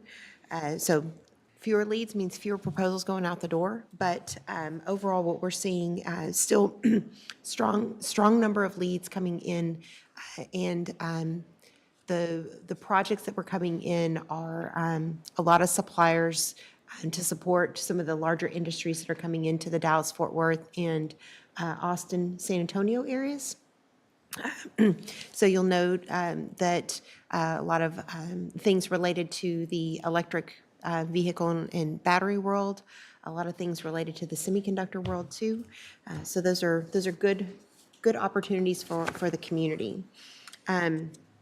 When we look at the number of events that we've seen this year, we're still going strong and getting outside the marketplace. Our business retention program is doing really well, and you'll hear from Lexi Rail on our team in a few minutes, but she is knocking it out of the park on business retention visits for the year, and correspondingly, she's having a good number of outreach from businesses, not just from the visits themselves, but just from building those relationships through those visits. companies are reaching out to her when they're having a challenge, but they're also reaching out to her with opportunities. And we've seen a number of expansion projects come our way recently, which is always a really good sign. Some other things, highlights for the month of March. We participate in a regional economic development partnership with our friends to the south in the Temple, Killeen, Belton area called Grand Central Texas. And we market the Central Texas region as a place to do business. So we go out and we talk about this area as one being great for opportunities. We did a regional marketing mission to Atlanta in March and took 3 days and did 16 consultant visits in that 3-day period, representing clients from foreign direct investment in manufacturing, aerospace, data centers, automotive, semiconductors, and renewable energies. So those are areas that we all have an opportunity for growth in. I was able to do a headquarter visit with Graphic Packaging International while I was there. They're headquartered in Atlanta. And then we had a number of regional partners with us. But it was a great way of being able to showcase the things that we're doing as a region and highlighting that it's not just what's happening in Dallas and it's not just what's happening in Austin, that there are great things happening in between there too. And had received really positive feedback from those consultants. Some of those we had relationships with just over the projects that we worked during the years, but there were new folks in the mix as well. And it looks like we might have a couple of new project leads that are coming out of that too. So good to get out of the marketplace and share the good word about what's happening in our region. We did have a project announcement with Metal Finishing Solutions, a second project to announce in the Robinson Business Park. So that was a great rainy day for sure, but they are a supplier to Tesla and the electric vehicle world. Their business is to do what's called e-coating onto metal and chassis systems for electric vehicles. So if you think about those batteries generate a lot of energy, you have to have special coating on the metal to avoid some conductor issues with that. And they're going to do a great job. Their facility is under construction now. If you've been out there or you've seen some construction happening in the Robinson Business Park, but it's a $20 million investment. They're going on an 11.5-acre site. They'll have 80 new direct jobs created with that. We anticipate about 35 indirect jobs that'll come with that to the marketplace too. And they will be operational in 2025. So lots of good things that are happening. That same day, we had the honor of dedicating the road going into the Robinson Business Park for John Bowden. So Mr. Bowden was able to join us, and we were able to, the Industrial Foundation, the City of Robinson, and the county were able to recognize him and his family's contributions to helping spur economic development throughout the greater Waco region. So it was a good day all the way around. Well, even though John Bowden does not live here any longer, he holds Waco and McLennan County a special place and absolutely has done a lot. He's very thoughtful about what happens to his property if he sells it or puts it into development. Yeah. Great guy, and appreciate Commissioner Smith working with City of Robinson to get that road bridge too. And these projects that we've had the last couple of months really are a testament to the partnerships that we have as a community and the work between the Industrial Foundation, City of Robinson, McLennan County, everybody working together to get things done. I mean, it is a really, really unique thing. And when I hear what's happening in other communities from my counterparts and the challenges that economic developers are seeing amongst their communities, I'm very, very grateful that we have the ability to come to the table and talk through things. And if there are challenges, we work through them. But it's all for the betterment of the community. And so I think that's something that we don't hear about because we're here, but I hear about it from other people that what we experience is unique. So it's, just wanted to share that with you. Thank you. So that concludes my report on economic development for March. Okay, any questions on that piece of it?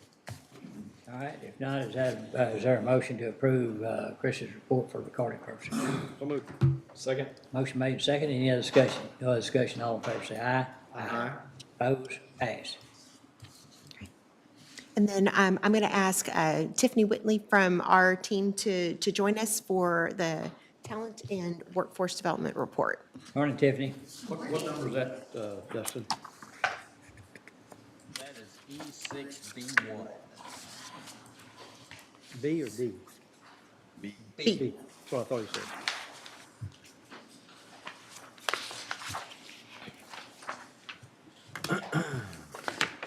Good morning. Thank you for having me here today. First time, so excited to give updates. We've got a lot going on in the workforce and talent space. So I'll highlight our three big areas of work. One is our regional collaboration. The second piece I'll highlight on is our talent pipeline management process. And the third is our business to education initiative. Through our regional collaboration, that is our collaboration of K-12, industry, higher ed, adult workforce, as well as city and county leaders, where we come together to talk about how we can make sure that we have skilled and ready talent, not just now, but into the future. So our big focus last year was to put together a regional workforce and talent action plan that would, one, communicate the many paths to good jobs that we have here in McLennan County, whether you choose to go to work, go to technical school, trade school, or the traditional 2 to 4 year college route. As well as aligning our efforts around making sure we have folks skilled and ready for those jobs, whether they're in K-12, higher ed, or adult workforce. And so a plan, you put together a plan and then you got to do it. So from that plan, we have 2 committees right now, as well as a working group that is active in internship space with high school students. One committee is our communications committee. Commissioner Smith has been invited to some of those input sessions where we've worked with communication leaders across K-12 higher ed, as well as our community-based partners to see how can we have a hub of information that communicates not just to students, but also to parents about the many pathways to good jobs that we have here. So that committee has taken that feedback. We're actively looking at what that could look like, whether that's a website that communicates that information, as well as some branded creatives that our partners could embed in their communications channels. Second committee that's been meeting is our data committee. One of the major focus areas is how our partners can better track students as they move from K-12 across to higher ed or the workforce. We were thankful in being able to secure a partnership with Civic Labs, which is a national philanthropic organization, as well as a convener of national workforce and talent folks. Through them, we were able to get a partnership with Meta Impact, which is a data platform that the partnership allows us to waive those startup costs, which could be pretty expensive. So we're actively working right now to design and implement that platform that will allow partners, K-12, higher ed, as well as our community-based partners to help track our shared goals as we're moving students, as they're graduating, going to work, going to school. So that's exciting. That's an active work in progress. That was a big partnership that we were able to secure in December and launched earlier this year. And then talent pipeline management. So that process is building that efficient communication from industry around their critical jobs and the skills and education needed back to our education and training partners. We are piloting a platform called Skills Engine with our area industry managers, where we have them identify their 3 to 4 high growth, high demand jobs.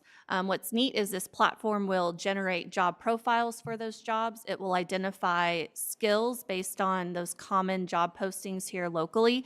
And our area industry managers can, on their phone, via email, essentially validate and prioritize those skills in this live platform that we can then share on our website. We could share with our partners. An instance could be for an industrial maintenance tech here locally. Our area industry managers could highlight those skills that they're looking for here in our area that we can then efficiently and effectively communicate back to our education partners. This will be wonderful. A lot of our, especially our rural K-12 districts, just struggle with getting industry engagement on their business advisory councils, and this will be a great way for us to communicate more localized and as close to real-time data as possible on the current skills that our industry partners are looking for. And it's not just technical, it's also soft skills as well as certain credentials and certifications. So this will be great information, and it's not onerous on the employers as well. So instead of having to show up to 30 advisory meetings, our goal is that we can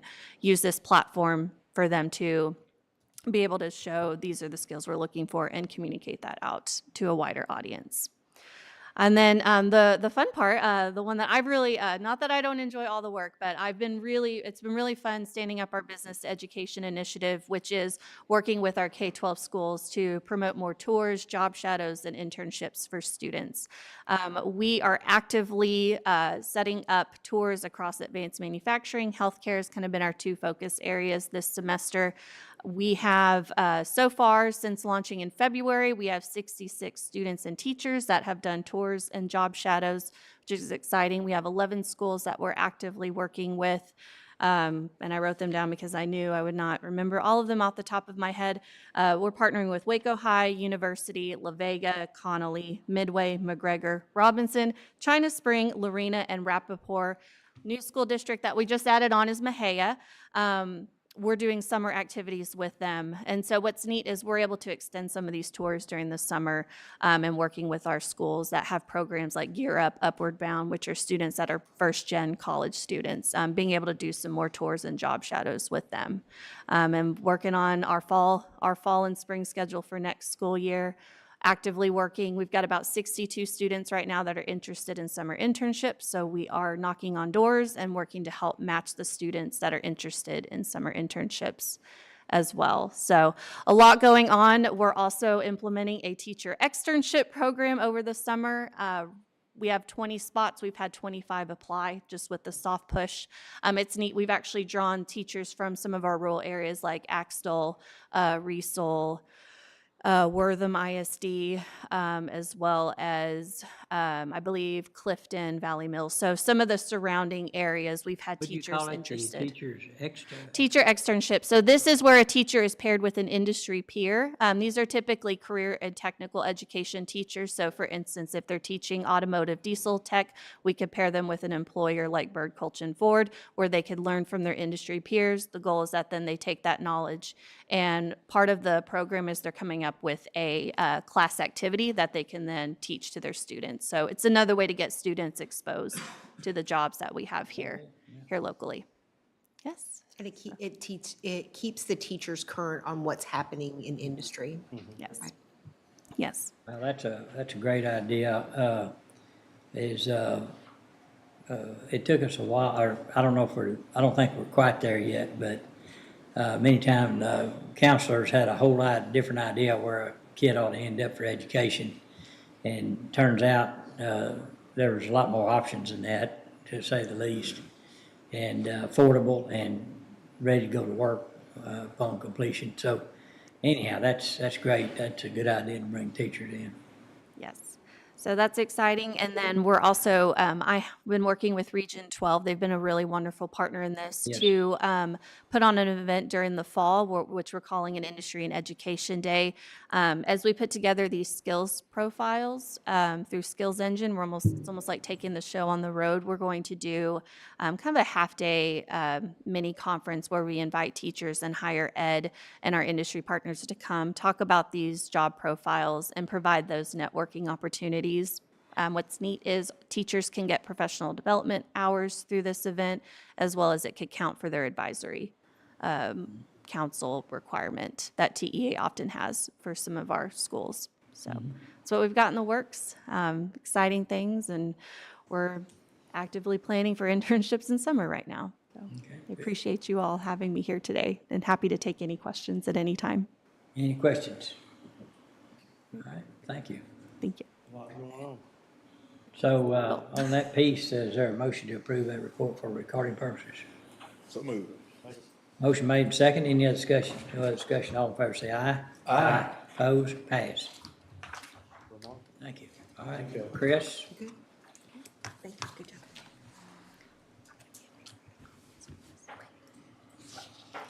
All right. Okay, so next up would be, looks like 6B2.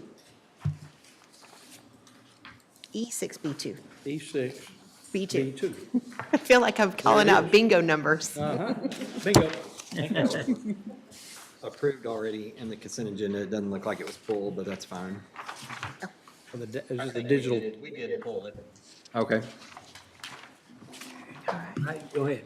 The county has been a generous partner in our In Waco digital media marketing campaign for talent. And, the focus of this has been a couple of different avenues. One is about direct outreach to individuals for job opportunities that are available, people that are outside of the McLennan County area, for job opportunities that are available here. So if you're looking at, if you're in the Dallas-Fort Worth metro, if you're out of state and you're looking at moving into Texas, we've been promoting job opportunities through our In Waco campaign.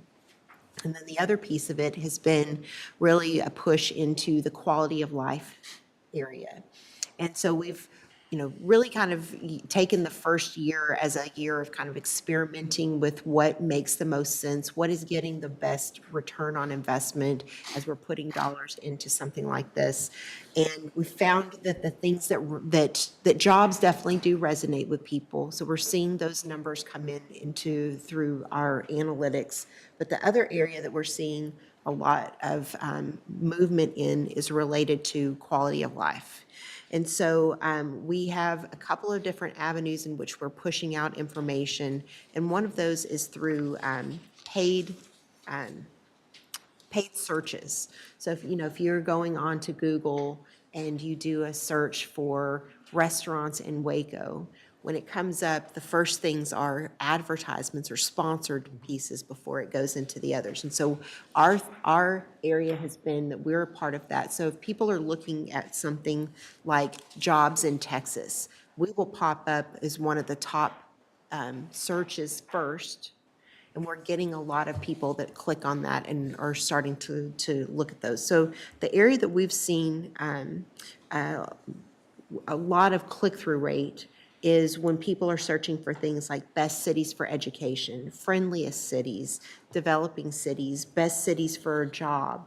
And so our In Waco ad will pop up first and people are clicking through. So we're seeing typically somewhere between a 20 to a 15% click-through rate, which is really high. In comparison to, I think the industry average is somewhere around 4 or 5%. So people are seeing that they're drawn to Waco and they're looking and they're connecting into the In Waco website. So for the first quarter of 2024, we saw from the click-through rate about 15,000 new page views into the In Waco, represented by just under 6,000 new users onto the site. And the areas that people are most interested in, they're landing on the home site for sure, but then they're going into and looking at building a life in Waco, looking at working in Waco, looking at the job opportunities, the job board itself. And so once it gets into the job board and somebody clicks through and starts applying for a job, it's not possible for us to see where they land after that. But we do know that we are reaching folks, and that we're getting a good amount of viewership into an interest into the Waco area. Something that's going to come onto the horizon starting this quarter is going to be the addition of videos into the system too. So we're doing some video commercials that are going to be on through streaming services. So that'll be something new. We'll have some new analytics that come along with that to be able to see how the dollars are really equating into the return on investment. But it's been really good so far. We've reached well over 1 million people so far. And so the use of dollars, we've been very prudent with them, but making sure that the things that we're doing are connecting to people, and as a result, going into the website and getting more connected into the community. So that's my report. Okay. Any questions? Is there a motion to approve that report for recording purposes? So moved. Second. Have motion second. Any other discussion? No other discussion. All in favor say aye. Aye. Opposed? Pass. Thank you. All right, we have two industrial business grants. G1 is authorization of second amendment to industrial business grant agreement with Messer LLC. And G5 is authorization of industrial business grant agreement with Zinc Power Waco LLC. So for the Messer Business Grant, it's a very small correction in there that adjusts the start date, the baseline date for their industrial business grant. We had it off by a year. They've caught it on their end and asked us to make that adjustment. And so City of McGregor has already made the adjustment on their end. Everything else in the agreement stays as it is. It just pushes that baseline year to 1 year out. So they will complete their project this year. It goes onto the tax rolls fully in 2025, and their first year for payment will be 2026, not 2025 as we had it in the agreement. So that's the adjustment to the agreement. Okay, and does it affect, did you say it did not affect the ROI or? It doesn't affect any of the ROI. It just, they'll be eligible for their first payment in 2026, Right. not 2025. Got you. All right. Is any questions on any of that? Any So remarks? the original intent of the agreement with Messer was for this date, or is it because of some delay? No, there's no delay. It's just an error on our part of. Okay. Okay. It's just a clerical error Okay, on our great. part. Make motion to approve. Second. All right, have a motion and a second. Any other discussion? No other discussion, all in favor say aye. Aye. Opposed? Pass. You had to wait a long time for that. Thank you. All right. Good to see you, Sam. All right. All right. And then I'm now going to ask Lexi Rail to come up. He's representing Messer. Oh, okay, great. And he's very patient. Yeah. He's a very patient man. All right. Good morning, guys. Today I have the opportunity to present for your consideration an expansion of an existing employer in McLennan County. So Zinc Power began their operations in Waco in 2021. Those operations are on Mars Drive, and they currently employ 100 people, and it's a zinc galvanizing operation. So dips metal into the zinc and galvanizes it for longevity. And so through the course of their operations on their Mars Drive facility, they have identified a new opportunity, a new product offering for their business line, which is a paint shop facility. And so Zinc Power has purchased a building at 2712 Old Dallas Road in Lacey Lakeview, and with plans to create a paint shop facility. And so the site has a current building on it that they will use for sandblasting, and then their intent is to build 2 additional buildings on the site. It's a 10-acre site. 2 additional buildings for the paint booths, and so it would be a $900,000 capital investment for real property and $400,000 in personal property, and it will create. They plan to create 6 new jobs with a burden total payroll of $480,000. So great jobs and a new line of work for them. So this company has a national reach in their sales for their galvanizing operation, and then not only that, they also benefit our local metal fabricators for the convenience of having galvanization in our backyard. And so they are asking for your support for their new expansion. And so our team proposes a 5-year industrial business grant for both the real and personal property at the level of 50% for year one, 40%, 30%, 20%, and 20% for 5 years. The City of Lacey Lakeview, in their February 27th council meeting, approved a 10-year tax abatement beginning in 2024 and extending through 2023. And those start out with 2 years at 100% tax abatement, 2 years at 80%, 60, 40, 20, and then 3 years at 15%. So that's the City of Lacey Lakeview, and that's what they've approved through their council meeting. And so we are just asking for your consideration of a 5-year industrial business grant. And in scope over the 5 years, that would be an estimated $6,500 granted back to the business. So we They appreciate. would have to do the project under the business grant agreement, and then we would, as they meet those criteria, then we would reimburse them back to their taxes for that. Correct. Yeah. They'll pay the taxes, and then once we've verified that they've met the requirements of the agreement, they'll be eligible to apply for a reimbursement of a portion of those taxes. Yeah. So we're really excited about the opportunity for industrial business growth in the Lacey Lakeview area, and thank you for your consideration. And if you have any questions, happy to answer them. Any questions? Was this empty? Was this building empty? What was in this building? It was the Mosley Building for a long time, and then it's been a couple of other things. Mostly machinery, equipment. Yes, sir. Repair? Yeah. And then it was a hydraulics business most recently, but Texas Machine and Tool has been in there. There's been another company called Tagcrete that was in there a long time ago. So it's been vacant for a little while. Okay. So this is a good opportunity to bring something new in. I was excited to hear about this. And there, in that area, it looks like more available space along, going out north. Yes, sir. Lacey Lakeview, Elmont, back through there, so I think we could see some growth. And so, any questions or comments? This is the old Dallas Road that's on, not Dallas Road. Correct. One block over from the highway. Yep. All right, any questions? All right, what's the pleasure of the court? Motion to approve the industrial business grant agreement. Second. All right, I have a motion second. Any other discussion? No other discussion. All in favor say aye. Aye. Opposed? Pass. Thank you, guys. Thank you. Anything else? Oh, yes, we do. We do. We have a special major award for you. Yeah. M9 is presentation of Community Economic Development Award, and M10 is a presentation of CC Award for Outstanding Achievement in Economic Development. Chris? All right. How do you want to do this?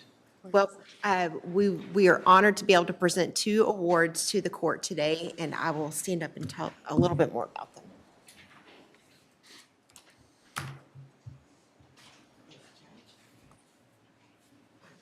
Here, where would you like to be? Oh, let's do it. Okay. Let's face the court. And that will have our official photographer. All right. McLennan County and City of Waco have been great partners in economic development for a very long time. And this past year, the Texas Economic Development Council recognized that work with a Community Economic Development Award for achievement of community development.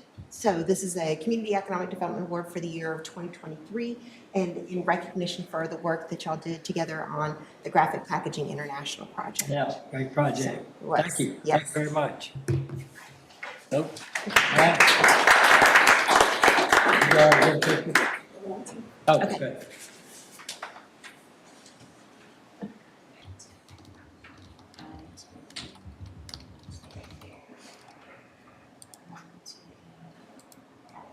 Thank you.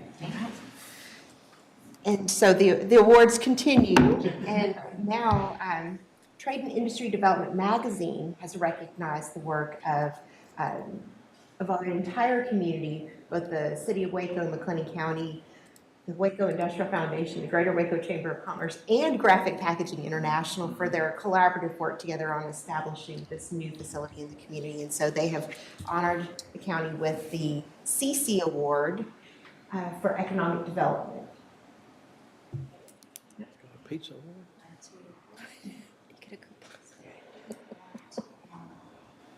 It's not the pizza company. It's not the pizza company, but it is for outstanding achievement in economic development for Graphic Packaging International in Waco, Texas. So, congratulations. Well, thank you, and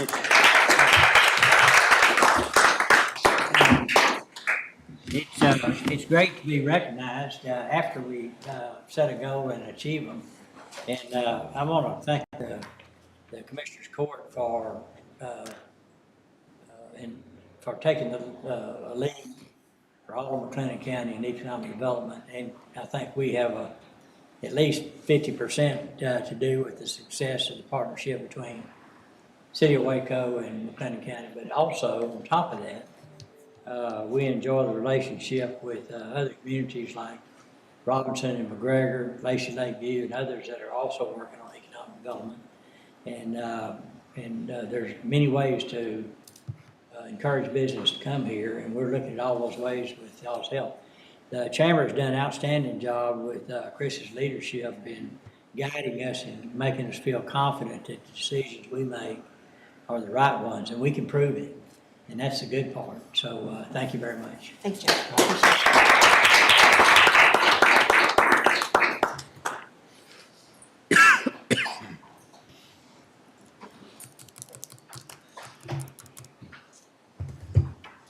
Okay, with that, is there a motion to accept that award for recording purposes? So moved. Second. All right, motion second. Any other discussion? No other discussion. All in favor say aye. Aye. Opposed? Pass. All right, this time I'd like to take as close to a 5-minute recess as we can. We've got still a lot of work to do. We lost a lot of the crowd through this, so anyhow, it's a good time to take a break. Recording stopped. All right.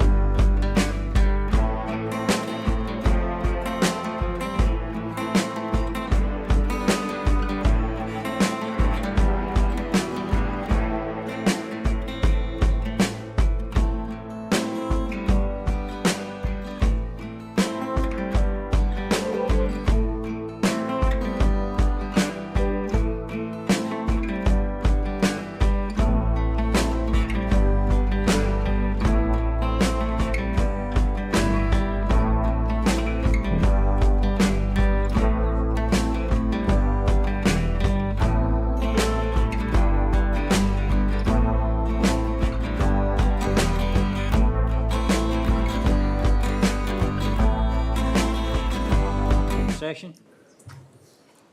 All right, Dustin, catch us up, and we're going wide open. All right, Judge, if we could drop down to the supplemental agenda, I believe Tim Jeske is in court. Yes. B1, approval of continuation, extension of declaration of disaster from McLennan County. On Friday, May 3rd, Judge issued a declaration of disaster due to the flooding and road failures around the county. So this declaration continues for no more than 7 days unless it's continued or renewed by the Commissioner's Court. So that's before y'all today. And then Commissioner Smith had asked yesterday about a dedicated website or web page for road closures throughout the county. And so Tim's been helping kind of brainstorm on that. So just want to discuss all that while we can. All right, morning, Tim. Good morning, Judge, Court. Good to see you all this morning. As you all know, it's been raining a lot. We've had really two flood events. We've had river flooding, and we've also now have lake flooding. So just a little situation report here at the beginning. Lake Waco's at 43% of their flood pool this morning at 482 feet. I talked to the U.S. Army Corps, one of our partners, this morning. They are planning to hold water at least through the end of this week. They do not want to release water and cause any issues downstream. So any decisions to release water comes from the water management plan and their hydrologists at the district office in Fort Worth. Good news is the inflows are down to 3,700 CFS from the tributaries that feed Lake Waco. So we're not going to see much rise over the next few days, barring any additional rainfall. So situation stabilizing on Lake Waco. It's only at 43% flood pool, so we still have plenty of room to go, but it is getting awful high, and I know it's closed some county roads and things like that around the lake, city roads, things like that. 500 is as high as it can go, right? 500 is the max before they really need to start doing something. The 505 is top of the dam, but they won't, you can't let it get that high. As it gets closer to 500, they have in their water management plans different actions and steps they take, increased dam surveillance and inspections and things like that. And then, like I said, at certain trigger points, they have, the plan says they have to do this, and they execute to protect the dam and things like that. So still plenty of flood pool space available at Waco. Whitney is at 13% flood pool, and Lake Aquila is at 47% flood pool. So Whitney and Aquila are Brazos River, and Lake Waco's the Bosque, which was a majority of the rain fell over the weekend. So as far as flood control lakes, they're full, still got capacity to go. Hopefully we're drying out and we can get some water down channel here in the next few days. We'll continue to work with Army Corps on that. We talk every day and as we need to. And then as far as rivers go, y'all saw the Brazos is back down to relative normal. Flood wave came, got up to 22 feet, had a little bit of flooding down around Honey Lane. We were monitoring that, had all the resources we needed down there for that. We were also down on Buster Chatham Road, making sure that things were okay there, as well as on the Bosque, identifying those neighborhoods and areas that need to be checked. And we had game wardens and sheriff's deputies and volunteer firemen and things like that going around checking on folks. Making sure they knew what was coming, and if they needed help getting out of there, we could definitely assist them with that. So, record flood event on the Bosque.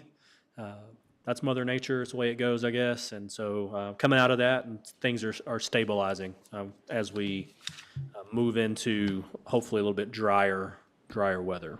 So that's where we're at with the flooding. As far as recovery goes, we have done PSTAT, and that's for public infrastructure, y'all's county roads, things like that. We've got 7 of those in the state system. I understand that there's likely more damage out there, so we'll need to work with you guys to make sure we get that reported to TDEM. We're going to launch today something called ISTAT. It's the individual side of PSTAT, and so what we're going to ask is anybody that had any effects at all from the tornado or the flooding, if they could report that to TDEM through the online portal. That just helps us get a picture of the impact on the community itself. If there's going to be any talk of individual assistance from FEMA down the road, we have to get a more accurate assessment of how many individual homeowners were impacted and did they have insurance. We have to reach a certain dollar level of damage. Correct. To be able to, so we want to get as many of those in as we can if they're subject to.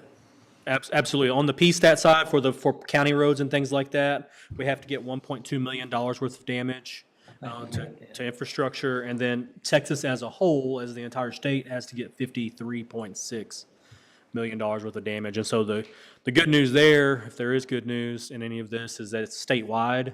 And so all the flooding that you see in Houston, that all counts towards that total that we're all working towards. So it's just not McLennan County. We don't have to get 53 million. We just have to get that 1.2.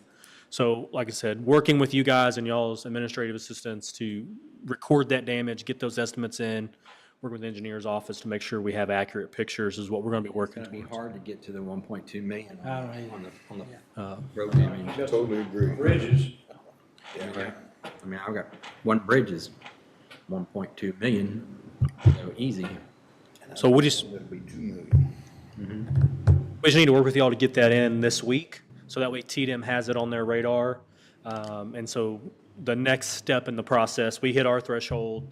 With this, when the state gets to that 53, the governor then requests assistance from the federal government and a presidential disaster declaration to get everything moving. Is there a deadline for this?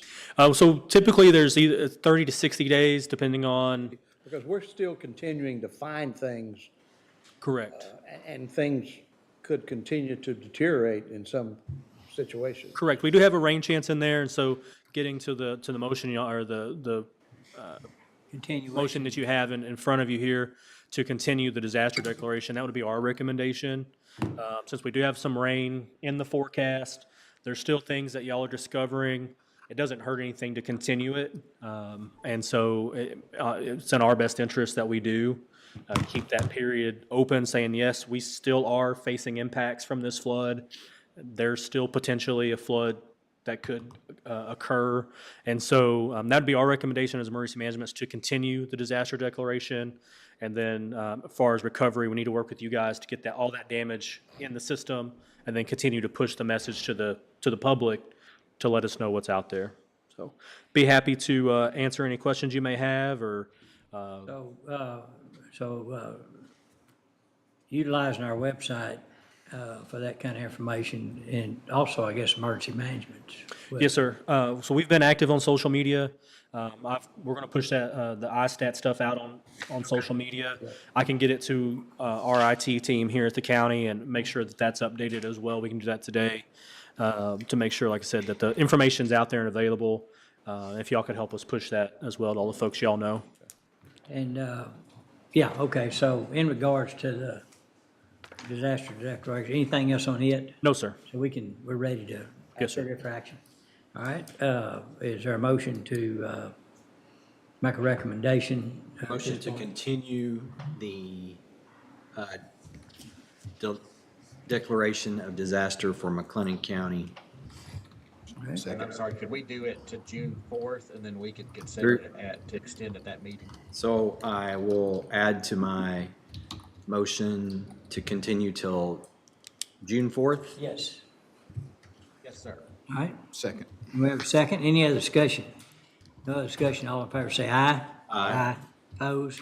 Pass. Did you have something else? I did not. Commissioner Smith had sent a message about putting road closures out on the, on our website, which is a great idea.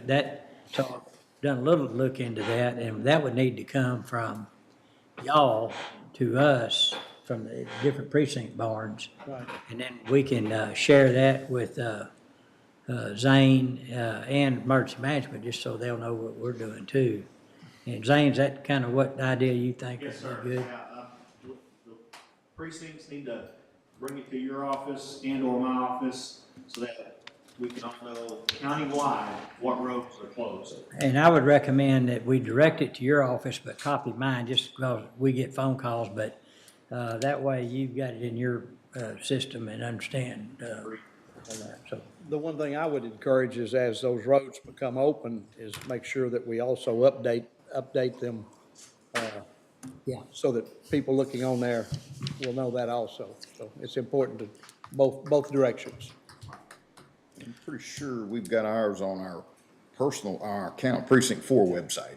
We just don't have it. But what I was thinking, what I was if I have somebody lives in precinct 1 and wants to go to precinct 4, and they're going to cross precinct 3 to get there, they may want to know what is open in between. So if we could have a single site that people could look at, I think it would improve better communication.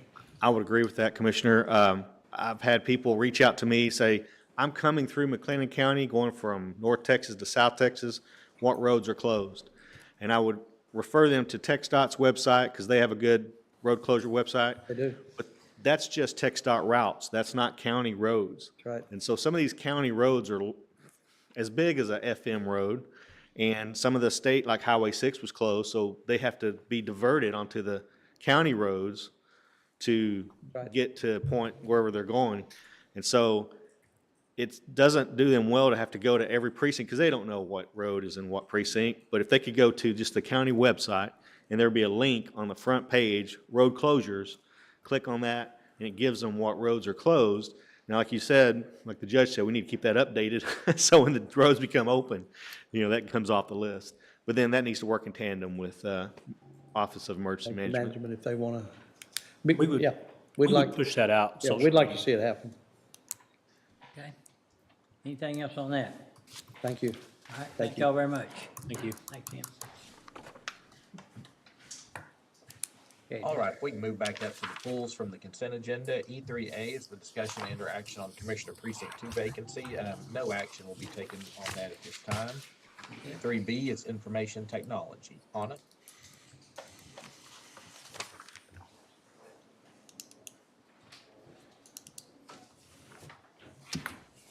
Hello again, everyone. Morning. Good morning. So this is a previously deferred item for the salary request for the IT director. I believe there was discussion from the court about waiting for evaluations for department heads. Those evaluations are still pending.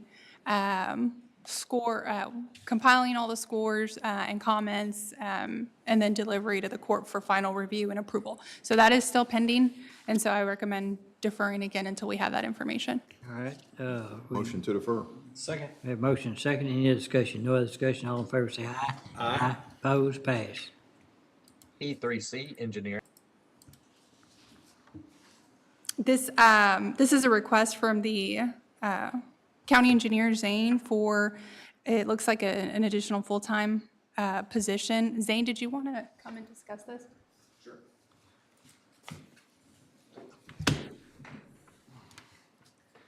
So as y'all know, that it's been a challenge trying to fill the assistant county engineer position. And so what I'm looking or asking the court to consider is to authorize Human Resource Department to advertise for a county engineer assistant position, which would be a full-time position.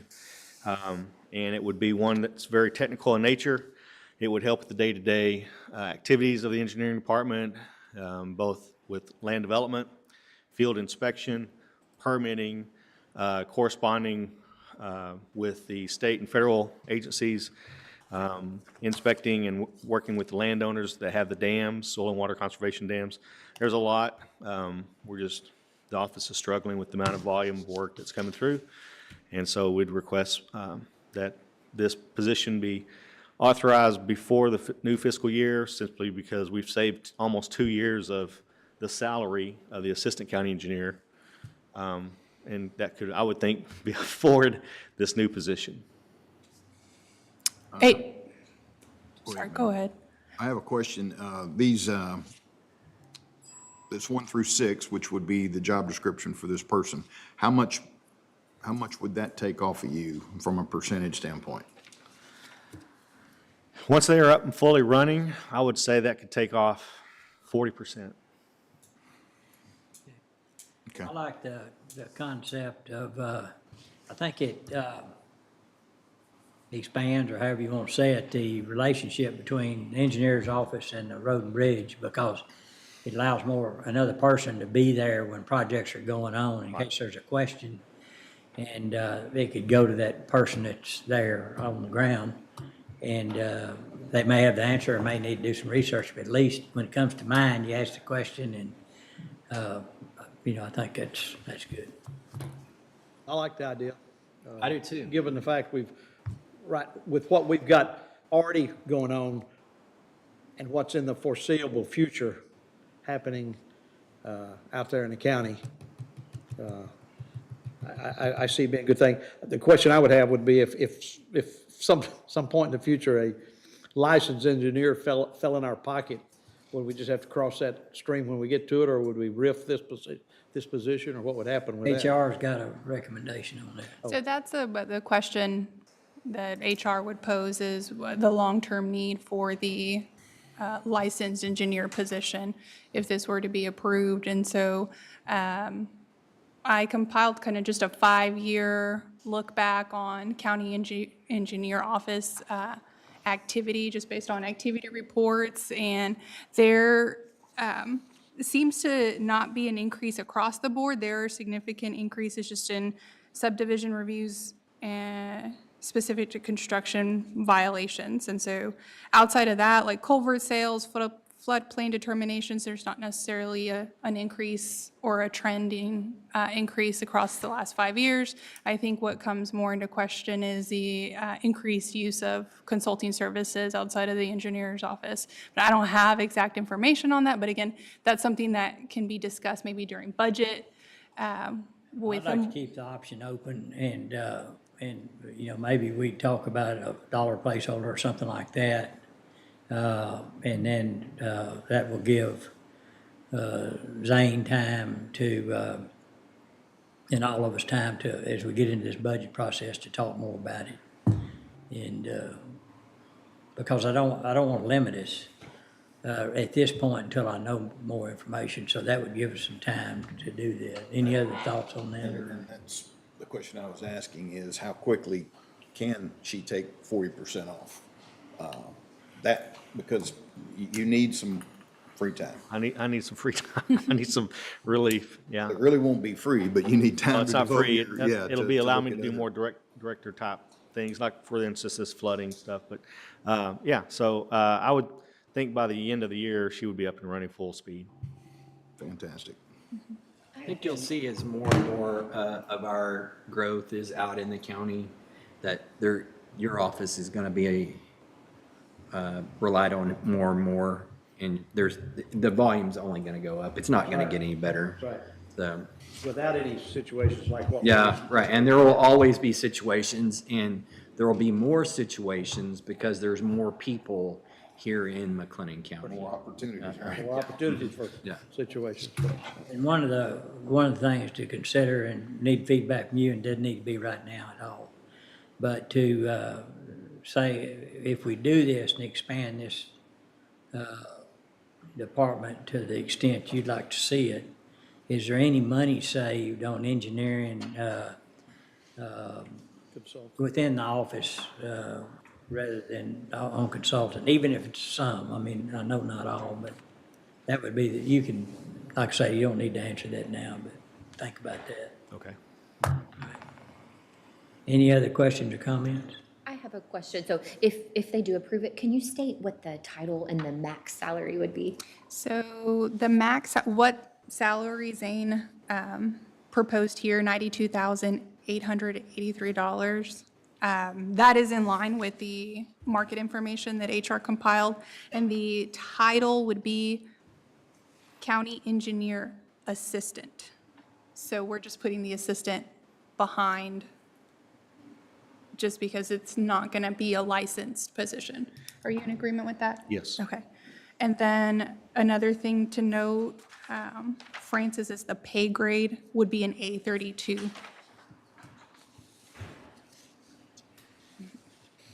A32? Yes, sir. The current position that's posted, the assistant county engineer position, I believe is an A34 or A35. So it's. I was just thinking about chief deputies and assistant chief deputies rather in other departments. How does that, of course, I know the technical stuff may be the difference, you know. Right, it would be more so related to the technical functions of the positions as described by Zane, not necessarily supervisory duties. This position wouldn't really have supervisory functions. Okay. Any other questions or comments? What's the pleasure of the court? Motion to approve. Second. Motion been made and second. Any other discussion? No other discussion, all in favor say aye. Aye. Opposed? Pass. Thank you. Thank you all. Thank you. E3D is an HR matter for elections. Anna? Yes, I have here a request from our elections administrator for an additional full-time position. Just for training purposes, we have an employee in position 235, which is an elections specialist position. They're retiring July 31st. So there's a couple of months there that they would like to have a new individual come in and train concurrently or alongside this employee before they retire. This person oversees all of ballot by mail. That is their function. They actually train election workers in support of that function of the elections office. And so they would like to have that ability to do that. And then there was discussion from the elections administrator. That position would then be phased out going into fiscal year 25 as this new person moved into the retiree's position. However, they're kind of now seeing a possibility or a need to continue the additional position onto FY25. However, that could, of course, be discussed more thoroughly during budget sessions. The fact that elections are so challenging and all those things, we can't afford to have gaps in knowledge cause a mistake in this day and time. And I would, unless somebody convinces me otherwise, I would lean towards supporting this, just because that knowledge transfer needs some time to happen, and through that election process is the best time to do it. You have any I thoughts? certainly do want to revisit this after November. Yeah, okay. I mean, this is creep, you know. So. and my- Creep from us or creep from the? This is just, you Election law. know, head count creep, you know. Oh, yeah. I know, yeah. So. But it would level out, right? It'd be a creep into now more FTE, but would, after the retirement Yeah, happens. then but I it'd mean, be if back he's to- saying that he still wants to keep it, though. That'd be our decision. That would be the court's decision, and then I would hope to work with elections to prepare information, should that still be the request on the table during budget sessions, Okay. to see if understand. it's a long-term position or not. Yeah, I agree. What's the pleasure of the court? Move to approve. Second. Motion made, second. Any other discussion? No other discussion. All in favor say aye. Aye. Opposed, pass. All right, Justin? E3E is, sorry, Judge, go ahead. No, go ahead. E3E is Road and Bridge Precinct 1. I have here a request from Road and Bridge Precinct 1 to fill a vacancy prior to the exhaustion of the paid time off accrued by the exiting employee. This position in question is position 468. It is a senior equipment operator position. It'll be vacant as of April 30th of this year, but the time won't exhaust until closer to the end of May, and they'd like the ability to fill the vacancy effective May 12th. That's the beginning of this following pay period, and that is due to the fact that this is a lead type or crew lead type position, and that they're beginning their road construction season. Okay.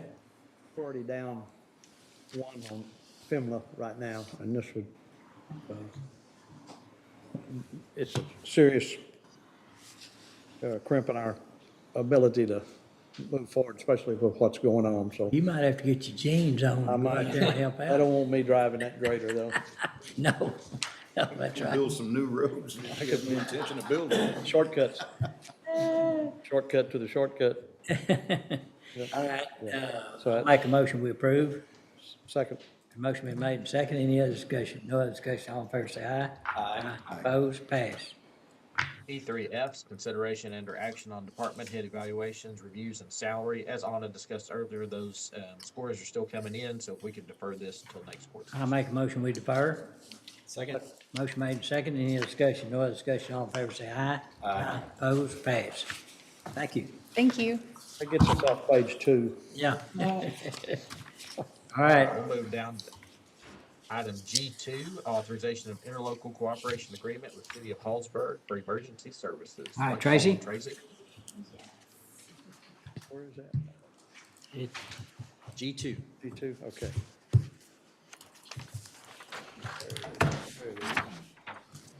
Good morning, Commissioners, Judge. How y'all doing this morning? Great.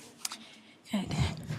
I am coming before you today, presenting an interlocal agreement for the City of Hallsburg to basically provide maintenance for repairs for roads, also emergency services for debris removal and things of that nature.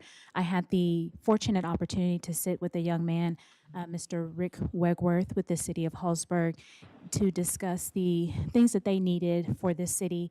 They had not had a interlocal agreement since 2019, and even with that interlocal agreement in 2019, there was a lack of repairs made to the roads out there.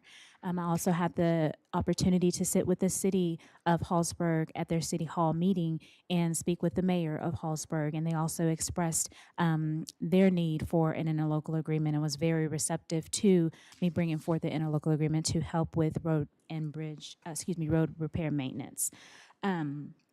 We also discussed a plan to have a Zoom focus on the corridor around the Trading House Lake. So that will be another interlocal agreement that we would bring forth in the later in fiscal year 2025.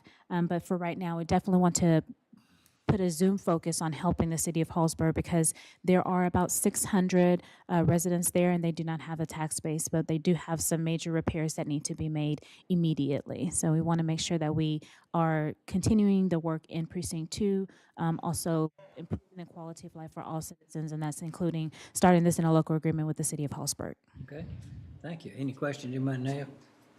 I got some feedback from them. They were very tickled that Tracy came over to talk to them and during the meeting. And good. Yeah, okay. Tracy, so most of the roads right around the lake belong to the city? Yes, They're sir. in the city limits? Yes, sir. Okay, okay. So the lake's ours and to get to them is the city's. Yeah, the park's ours. Main road is. Yeah, Hall Drive. Hall Drive. Which is, yes. Is what? Is It's the city. city. Is the city. Mhm. Okay. Okay, any other questions, comments? I'll make a motion we approve. Second. Motion made second. Any other discussion? No other discussion. All in favor say aye. Aye. Opposed? Passed. Thank you. Thank you.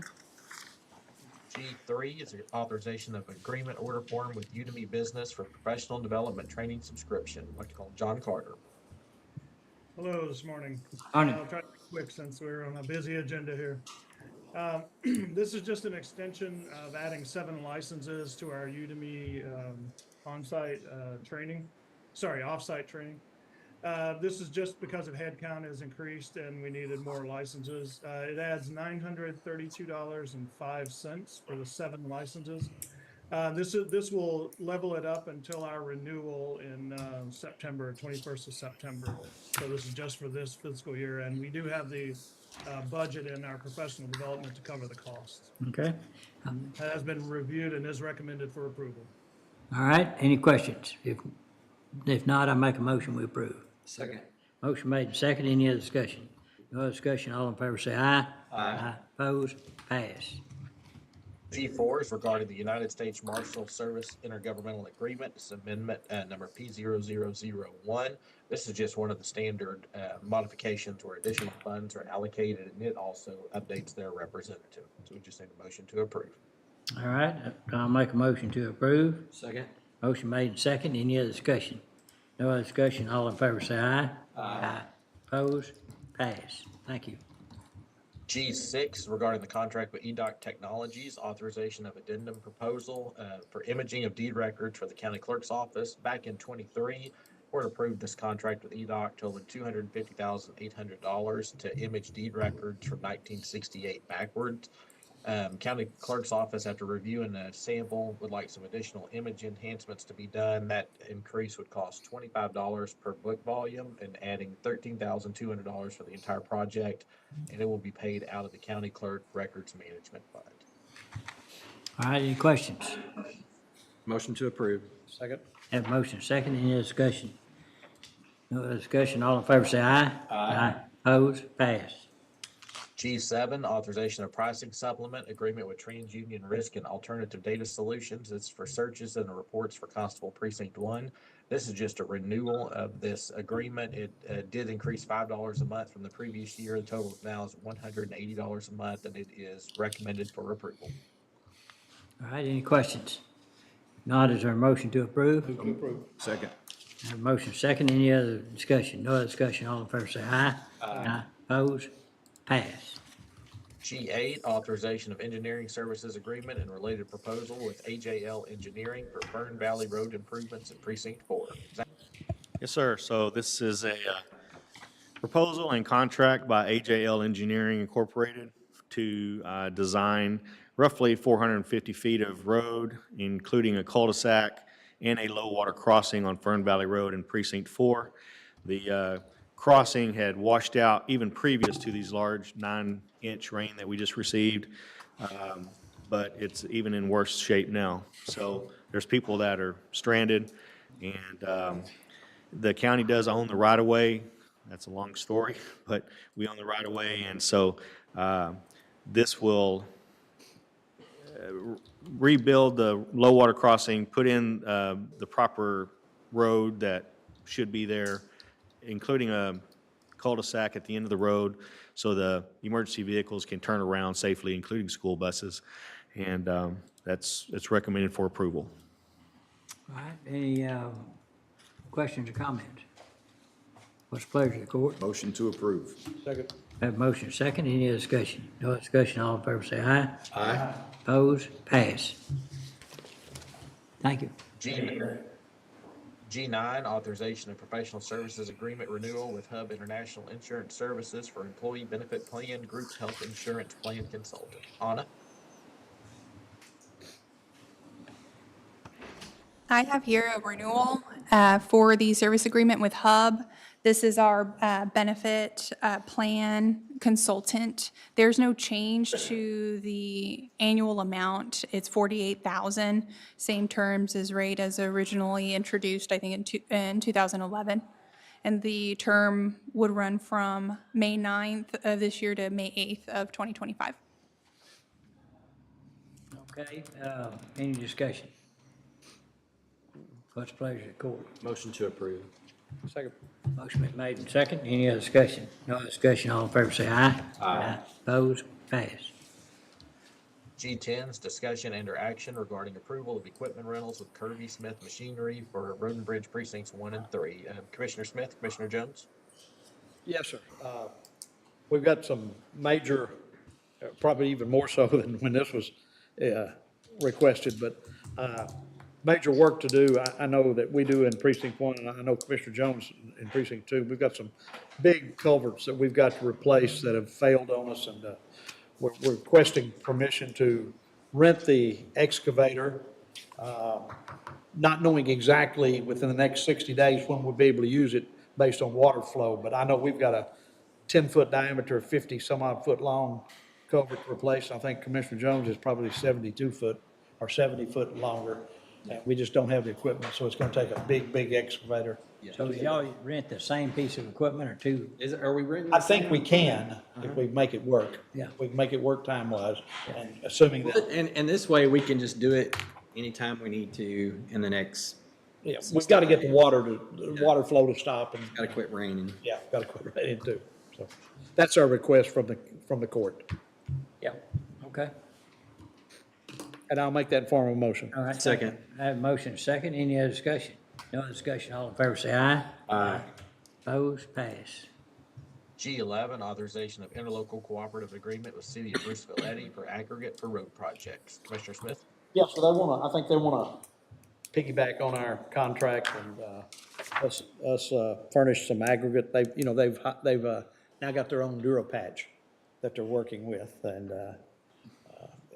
it's a great piece of equipment for them, and so this is a way of helping them out, and they'll reimburse us for the amount, not to exceed $5,000 for the year. Okay. All right, any questions or comments? My motion would be to approve the interlocal agreement with the city of Brewster. All right, have a motion second. No other discussion, all in favor say aye. Aye. Opposed, pass. G12 is authorization of agreement order form with governmentjobs.com, doing business as NeoGov for application programming interface subscription for information technology. John? Yes, this is a $0 agreement. It just allows us to use the API to build the integrations with the new NeoGov, which is the new HR applicant tracking system. We'd like to take the opportunity to try to save money on the integrations by building them ourselves. So this would allow us to use the tool and see if we can build our integrations with other software items like Munis and the background check and all that sort of thing. Okay. Has been reviewed and is recommended for approval. All right, I'll make a motion, we approve. Is there a second? Have a motion second. Any discussion? No discussion, all in favor say aye. Aye. Opposed, pass. G13 is authorization of access agreement with Second Missionary Baptist Church. This is for placement of a McLennan County historical marker by Precinct 2. So the Historical Commission had located and restored an existing historical marker, and they're requesting Precinct 2's help to install this at this Second Missionary Baptist Church. So we have an access agreement included in your packet. It's been drafted by Mike and myself, and it's recommended for approval. All right, I'll make a motion, we approve. Second. Motion made second. Any other discussion? No other discussion, all in favor say aye. Aye. Opposed, pass. H, capital improvement construction projects. H1 is regarding McLennan County downtown jail remodel. And this is authorization of invoice number 18 with Brinkley Sargent Wigington. It totals $128,513.88. It has been reviewed and is recommended for approval. All right, any questions? I would just say, comparing from, making comps from last month, that some of the percent completions are going up, and I'm thankful for that. Yeah, okay. Yes, sir. So noted. Is that a motion? That's a motion. Okay. Second. We have a motion second. Any other discussion? No other discussion. All in favor say aye. Aye. Opposed? Pass. H2 regarding 415 Columbus Avenue site demolition, proposal of Walker Partners. This is an invoice. I'd like to call on Ken. Yes, this invoice is for their work that they've been doing on 415 Columbus. Specifically, this was for their franchise utility coordination, amount of $600. All right. I'll make a motion we approve. Is there a second?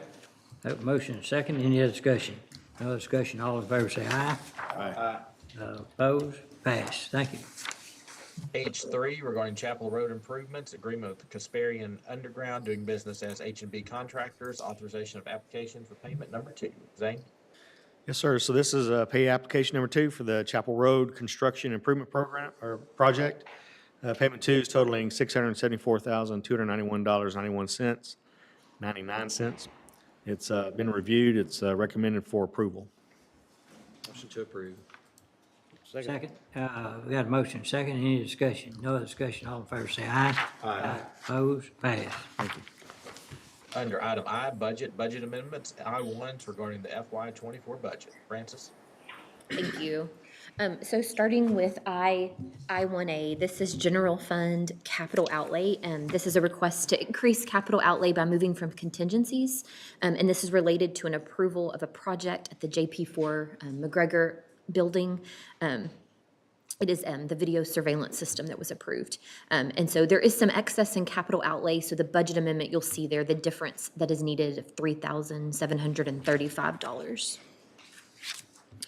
I1B, this is General Fund Elections Department. They are just needing to move within their department into the telephone line item for cost for the remainder of the year.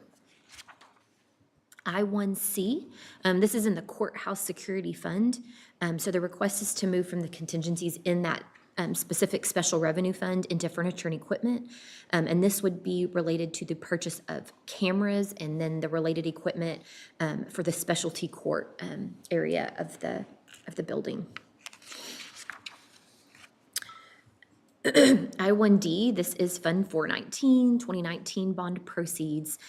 This is just a small increase to the tower project line. So since that project was nearing the end, just as we got the last few invoices, we have just been moving enough each agenda.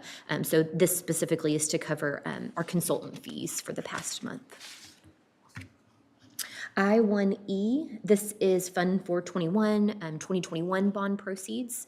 This is to increase a line for ADA renovations to the courthouse, and it is specifically the hardware for the doors, the replacement. And so we're requesting to move from the contingencies in that bond proceeds fund. I-1F, this is Fund 151, a special revenue fund. It is the language access fund. And so we're just requesting to move more into the line item for JP4. And so again, moving within that special revenue fund. I-1G, this is general fund for maintenance of equipment, radio tower. This is a request to move from contingencies in the general fund, and the need here is related to the 2022 lightning incident on the tower. It's taken a long time to get the repair work done. Parts have, quotes generated. There was a PO that was issued in 2023, but the work was not able to be done. And so it's just moving it into 2024, and so we, of course, need to re-budget for that repair. Yes. Road and Remember Bridge which one 2. got hit by lightning? Road and Bridge 2. Yes, sir. Okay. I-1H, this is General Fund Road and Bridge 3, requesting to move within their department into multiple lines for cost for the remainder of the year. I-1I, this is General Fund, Tax Office McGregor Substation. They're just requesting to move from another tax office department into that McGregor department for supplies to cover costs for the remainder of the year. I-1J, this is General Fund 19th District Court, and he is requesting to move within that department into other services and charges and repair and maintenance, and again, just for small costs that are needed before the end of the year. And then I-1K, this is General Fund Road and Bridge 1, requesting to move within that department into other services and charges and repair and maintenance for rental equipment needed for the Dow Road project, and then repair and maintenance is for costs they anticipate before the end of the fiscal year. And that concludes the 2024 budget amendments, unless you have any questions. Okay, any questions? If not, is there a motion to approve these capital outlays from I-1A to I-1K? Motion to approve. Second. All right, I have a motion and a second. Any other discussion? No other discussion. All in favor, say aye. Aye. Opposed? Pass. I-2 is regarding the FY25 budget, and I-2A is discussion, interaction, or regarding matters relative to the FY25 budget. Francis? Yes, so this is the first time we have the 2025 budget on the agenda, and we'll continue to have this going forward. We are still waiting on some of the pieces to put together the final tax rate, preliminary tax rate scenarios. So I planned on doing some of that today, but we'll push that to a following agenda. But today, I just wanted to go over the budget calendar with you. So it's in your packet, and as you'll see, of course, we should have already had packets returned to us, and so we're going through those and putting those together to present to you. We'll continue to have information presented to you on the next agendas leading up to July.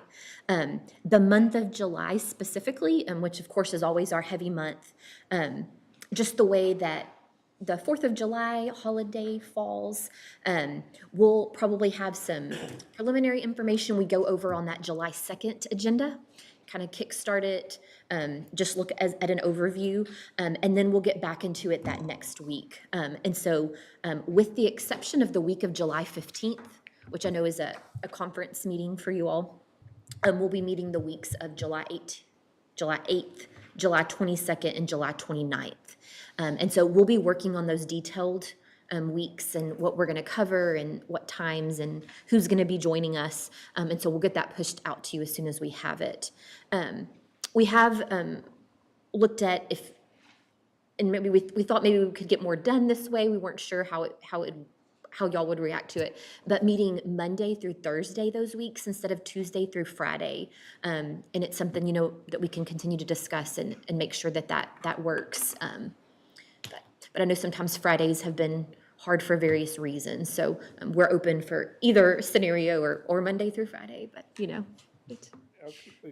Before you move on, you said July 8th, July 22nd, and July 29th? Yes, so those weeks, we would plan on meeting, a substantial amount of those weeks to get everything in. The week of Yes. July the 8th, the week Yes, of July 22nd, the week of July 29th, okay. Yes. Okay. And again, as we have more details, we will, for that month, we will get those to you as soon as possible. Thank you. Just an FYI, we'll be out the 8th through that week. The week of July 8th. Anybody else have any conflicting dates? Are we planning on meeting on the 2nd? July 2nd? Yes. Okay. So just normal a regular agenda? meeting? Do we want to could we kick off on the 2nd? Yes, that was my plan, as long as we have time, of course, not knowing how long that regular agenda will be, but I would love to do that. Yes. And that way, when we come back into that week of the 8th or the following week, you will have seen it all at a glance, you'll have all the documentation in front of you, so that would be great if we could do that. That's a good idea. Especially if you're not going to be here on the week of the 8th through the 12th. Yeah. Yeah. What's going on the 2nd then? Mm-hmm. That's fine. So, any other conflicts anybody knows about? The only one, not a big one, I will have to leave at noon on June the 4th to just go down the street because there's, fortunately, judicial training, there's an opportunity to do it here in Waco, and I don't have to travel to Corpus Christi. So, won't be that many fishing opportunities between here and the Hilton Hotel like there would be at Carcass. So anyhow, even if you have to go past noon, that's okay, because I can catch up with you. Okay. All right. Anyone else that you know of? And so take this home and share it with family. And then if you see a problem, then we can try to make adjustments. And I know there's conflicts that happen from time to time, and we'll try to work around it, but it is, it's good if we can all be here almost all the time. And so then I just wanted to point out two most important dates moving down the list. Wednesday, July 1st, so that would be the date that we vote on the proposed tax rate as well as file the proposed budget. And then Tuesday, August 27th, that would be the final vote on adopting a tax rate and a budget. What was the first date you said? So, First date? July 31st, Oh, Wednesday, I thought July you said 31st. July 1st. Yeah. I I'm may have. Okay, so 31st is when we vote, or say it again? So July 31st, the court will vote on the proposed tax rate. And we And may then have to we'll have file. a supermajority, which, because of our count, that means all four of us would have to be here. Sure. On, all those votes, or just which one would have to be Dustin, do you recall? That should just be to adopt on August 27th, right, Francis? Yes, I think That's so. what we would need for. Yeah. But like you said, with four, Yeah. in case something came up for someone, making sure we possibly have four for both of those would be great. And there's no other issues with this, and I appreciate you bringing that up, because if we can just switch out those weeks, and I'm not Yeah. gonna really miss anything at all, so. Yeah. Okay. And that's why we wanted to bring it all out here. Well, with the 4th being, so the 4th is Thursday, being that holiday, You meet the Friday. well, that's just completely up to y'all how you would. July 2nd and 3rd. Yeah. Is July 1st on a Monday? No, Thursday? Wednesday. When, Wait a minute. What is July? The 1st is a Monday. The 1st is a Monday. so we'd meet Monday, Tuesday, Wednesday. Wednesday, off the 4th, and meet Friday. If that's if that's. Yeah, I would say not meet on the 5th, so that would be mine. Well, So we get done. what about the 3rd? So do we want, we're just gonna use one day, do we want? I'm staying here, so it doesn't matter. I mean, Me too. Matter to me. I'm here. So the 3rd, you'd be planning for the 4th, and the 5th would be getting over the 4th. very much that case. Okay, I'm just trying to. Sounds like a familiar timeline for some reason. And when we lay it out, there may be that week of the 8th, there may be something we do need to get in that week. I know Commissioner Perry will be gone, but we'll make sure that it's not, something that, so Okay, just see what we need to fill, so. Good deal. all right, so there's no action needed right now, or do we adopt this? Let's see. I think you can just accept this, for recording. Okay, I'll make a motion, we approve the budget calendar. Second. For recording purposes. You have a second? Any other discussion? No other discussion, all in favor say aye. Aye. Opposed? Pass. All right, we have nothing under item J. Under item K, grants. K1's our ARPA discussion. We have nothing this week. K1B is regarding the professional services agreement with BKD Forvis, authorization of invoice through March. This totals $1,681.25. It has been reviewed and is recommended for approval. All right, no questions, I'll make a motion, we approve. Second. Have a motion second, any other discussion? No other discussion, all in favor say aye. Aye. Opposed? Pass. So back on K1 ARPA, did we not want to talk about the proposal that was I think we approved it. Wait, which proposal? from the PACE? The PACE program. Yes. So. Go ahead, Judge. Well, I want to make one clarification on that.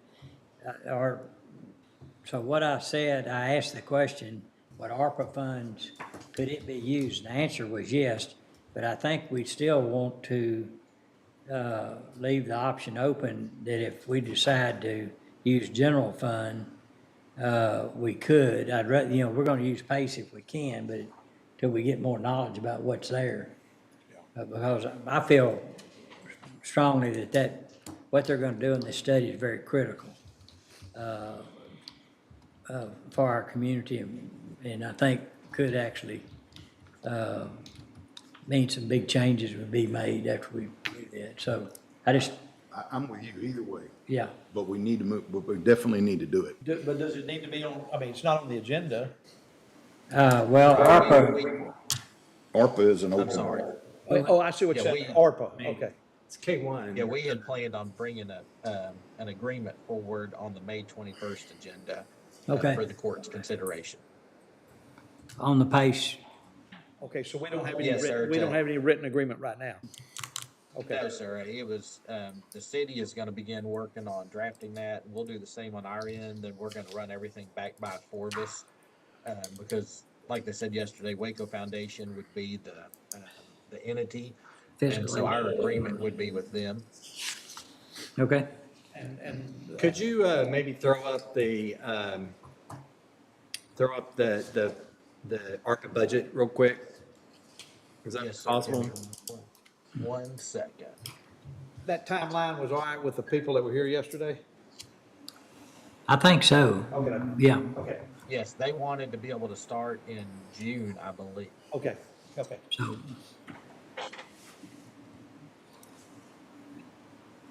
All right, let me share my screen.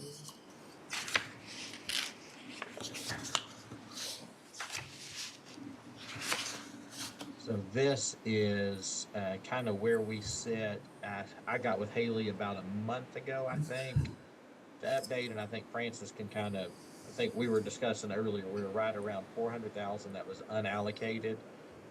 We are probably going to have these low water crossing culverts project. Right now, there's 1.6 million setting in that line item. Holy Road was estimated at about 650,000, so that leaves about $1 million in the low water crossings item. Then on the HVAC upgrades, the engineering service, they're actively working. They were on site a couple weeks ago speccing that equipment. There's 4.6 million remaining there. So there could very well be some additional funds inside that line item as well. Thank you. Yes, sir. all right. So we need, All right, and go ahead. I'm sorry, Judge, let me, I think we voted on the Orbis invoice, right? Yes, we had a motion second. Okay. We need to call for a vote. So all in favor say aye. Aye. Opposed, pass. Go ahead. All right, moving on to item K2. This is regarding the Texas Community Development Block Grant Construction Agreement with No Dig Tech LLC. This is for Elmont sewer improvements at Leroy Parkway. And Ken, I know there's a few. I'll just read all these in if that's okay. Yes, sir, please. K2A's authorization of application for payment number 2 final. K2B's recording of contractors affidavit of release of liens. K2C's authorization of certificate of substantial completion. K2D's recording of warranty document. K2E's recording of contractors affidavit of payment of debts and claims. And K2F is recording of consent of surety to final payment. I guess really the only one is just the payment application totals $168,523.16. All right. Any questions or comments? What's the pleasure of the court? Motion to approve K2A, B, C, D, E, and F. Second. All right, have a motion and second. Any other discussion? No other discussion. All in favor say aye. Aye. Opposed? Pass. Under item L, Department Office Specific Request, L1 is Specialty Court, authorization of order accepting donations. Francis? Yes, this is just the listing of donations, requesting that the court accept those for the prior month for the specialty courts. Okay, I'll make a motion we approve. Second. Motion made and second. Any other discussion? No other discussion. All in favor say aye. Aye. Opposed? Pass. L2, Purchasing, authorization of online auction with Renee Bates, related ad, and order declaring certain property as surplus and authorizing the disposition of the same. Ken?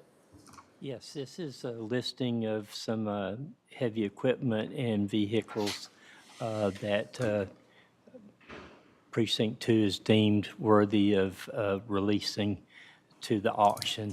And if approved by the court, we'll advertise 5/9/24 through 5/16/24 and 5/23/24. We just need the order declaring this as surplus property and authorizing the disposition of the stuff. Okay, I've got a question. If we approve this and we had some information why we should pull one piece out before it goes into auction, can we still do that? Yes, if we get the information before the auction starts. Yeah, it would be, when's the auction? It says it in here. We literally start advertising on May 9th. Okay. All right, well, there's one piece that one of the cities might be interested in. Oh, okay. And it's that BOMAG. Recycler, yes. Yeah, recycler. And we had offered it to the city of Mart, and the city manager at the time turned it down, but the new city manager wanted to know if it was still available. And so Tracy's gonna get with them real quick, and even if it's just a phone conversation. And because he wasn't aware of it till he got hired on and he found out from staff. Okay. And he said, we fix that kind of stuff all the time, so. Okay. Anyhow. Yeah, We'll check let on me that, know as quick let you know pretty quick. Thank you. So, unless there's any other discussion, I make a motion, we approve this list for the auction. Second. Motion made and second. Any other discussion? No other discussion. All in favor say aye. Aye. Opposed? Pass. L3 is Human Resources, authorization to use county credit card for recurring Google ads and Spotify recruitment advertising purchases. Yes, thank you. I have here a request to not only use the county credit card for these websites or applications, I also want I'm requesting the court's approval to use these as recruitment methods. And so the new methods would be Google advertisements. We all heard Chris Collins' review of their use of that in Waco, and so that's what's prompted me to move forward with attempting to use that for our recruitment purposes. But rather than, of course, all of the county, it'd be specific to our county positions. And then Spotify as well. We have used Pandora, the streaming radio application. We got good response from those advertisements, so we want to expand to Spotify, which is another streaming radio application. So we want to use these advertisement methods for job postings, and then we'd like the court's approval to use the county credit card. Many of these browser-based applications require a credit card on file, so the request includes the ability to keep the card on file because it'll charge the card for the duration of the advertisement. So if it's a 7-day advertisement, the charge will occur throughout that period of posting. And so the cost is already included in the HR budget. We have requested recruitment advertisement as a part of our budget, so there's not any additional cost. And aside from the request, I also want to take an opportunity to thank the auditor's office, Francis and Ken, with purchasing for helping us figure out how to use these newer types of recruitment advertisements, because their billing is a little different than what we're used to. And so they've been very flexible and open to finding solutions for how to use these while maintaining, of course, the processes that we have in place. Okay. Well, as long as you're not using Spotify to watch Joe Rogan or podcast or one of those, then it sounds like the new magic way to. Yeah, and the advertisements will have the option to actually run not just through music, but also podcasts like Joe. We Quick won't question. specifically request Joe Rogan, but yeah. so. Are you targeting a certain area on that Spotify? So both. Like, I mean, is it just in Texas or just in the South? You know, the South Central U.S. things. You know, things like that. So. Or is it going out to the whole world? So both of the applications have the ability to target demographics by region. Yeah. And so we did do that with Pandora and Facebook. Actually, that's another application that we've used. And so we've targeted McLennan County and then surrounding counties. Okay. And pretty much the I-35 corridor. Great. Is what we've focused on. And again, the response has been positive for that targeting. And so we plan to apply that same template for these applications. All right.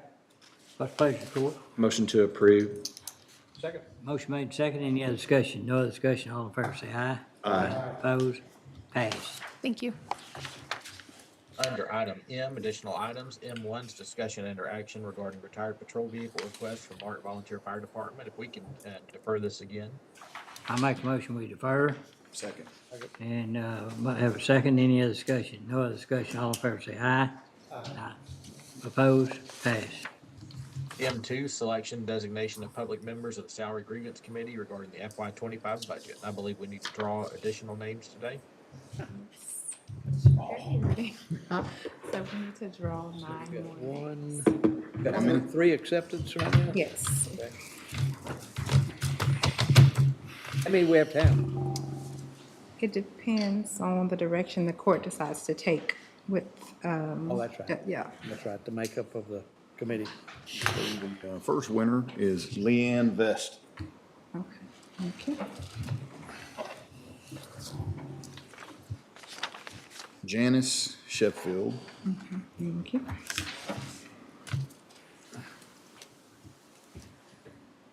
James Paul Wick. Thank you. And I would so love to pull one of y'all's names down here one day. I don't think we're eligible. Grace Renner. I hope we get a salary grievance. Tammy Howard.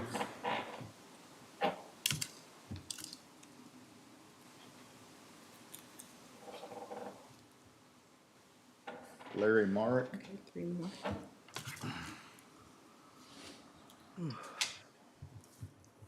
Michael Dustin McClure.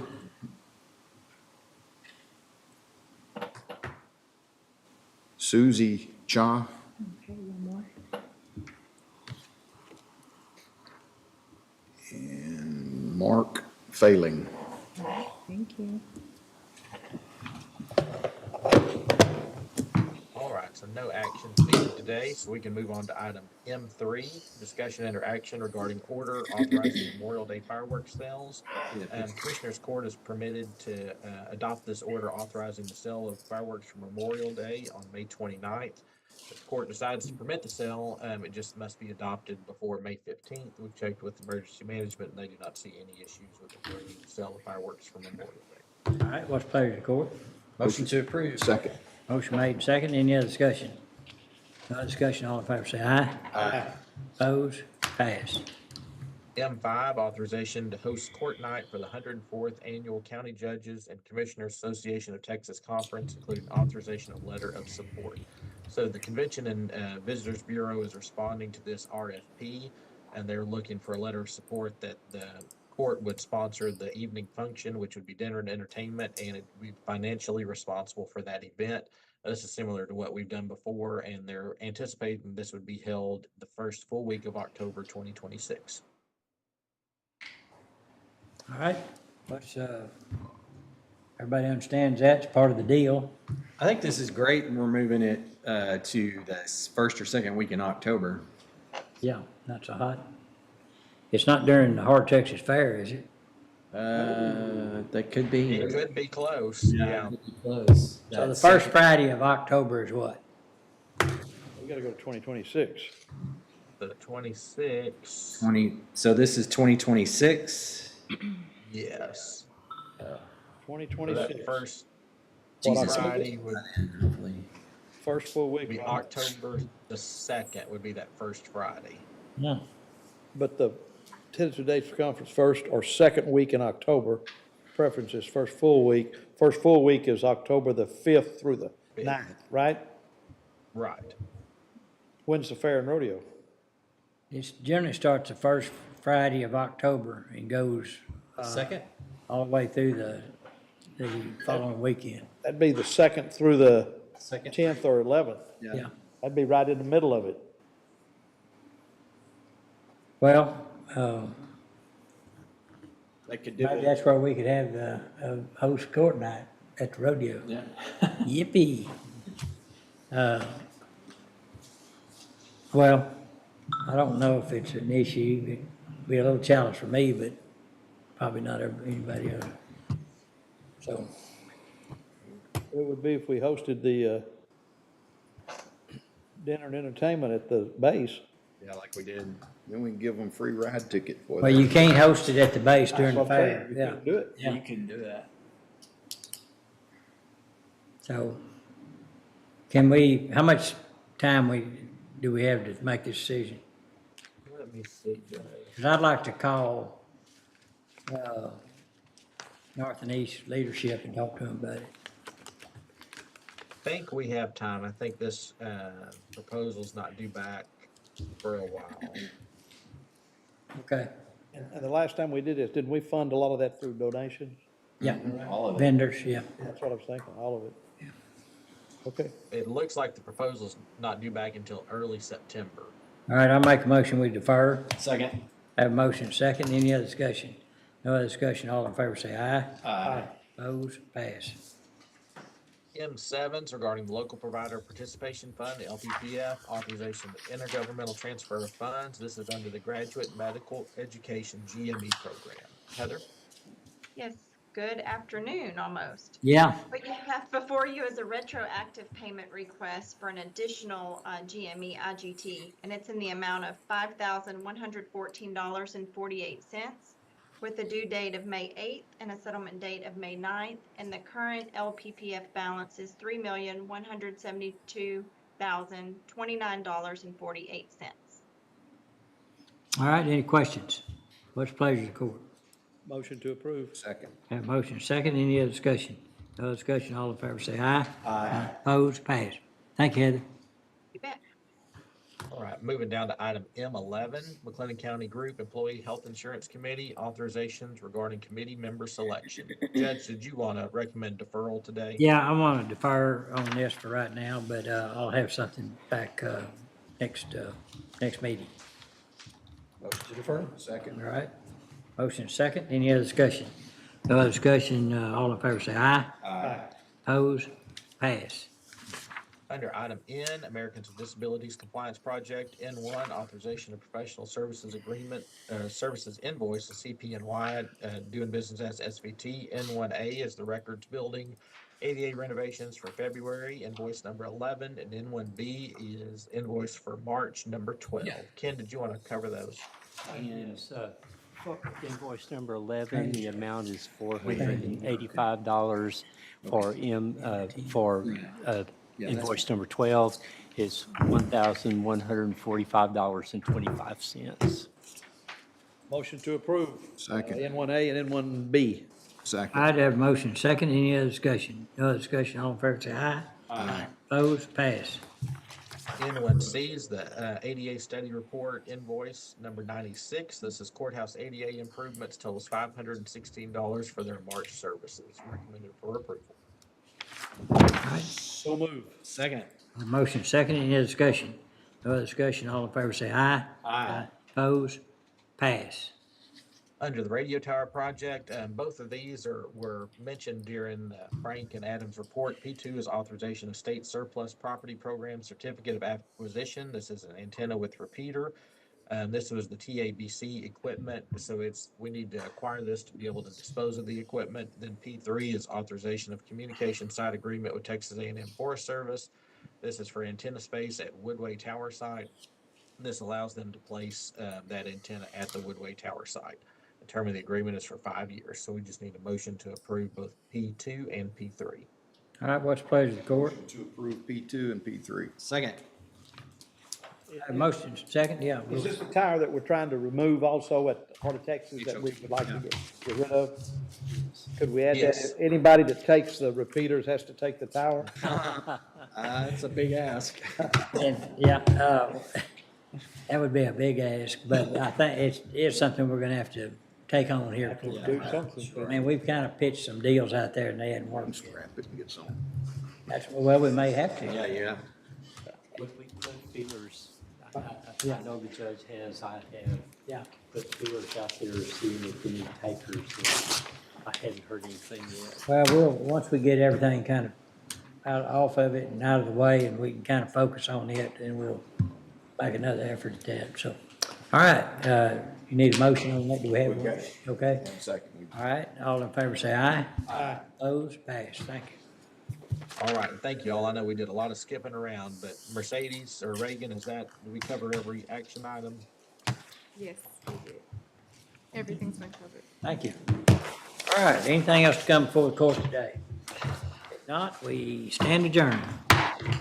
Almost needed a.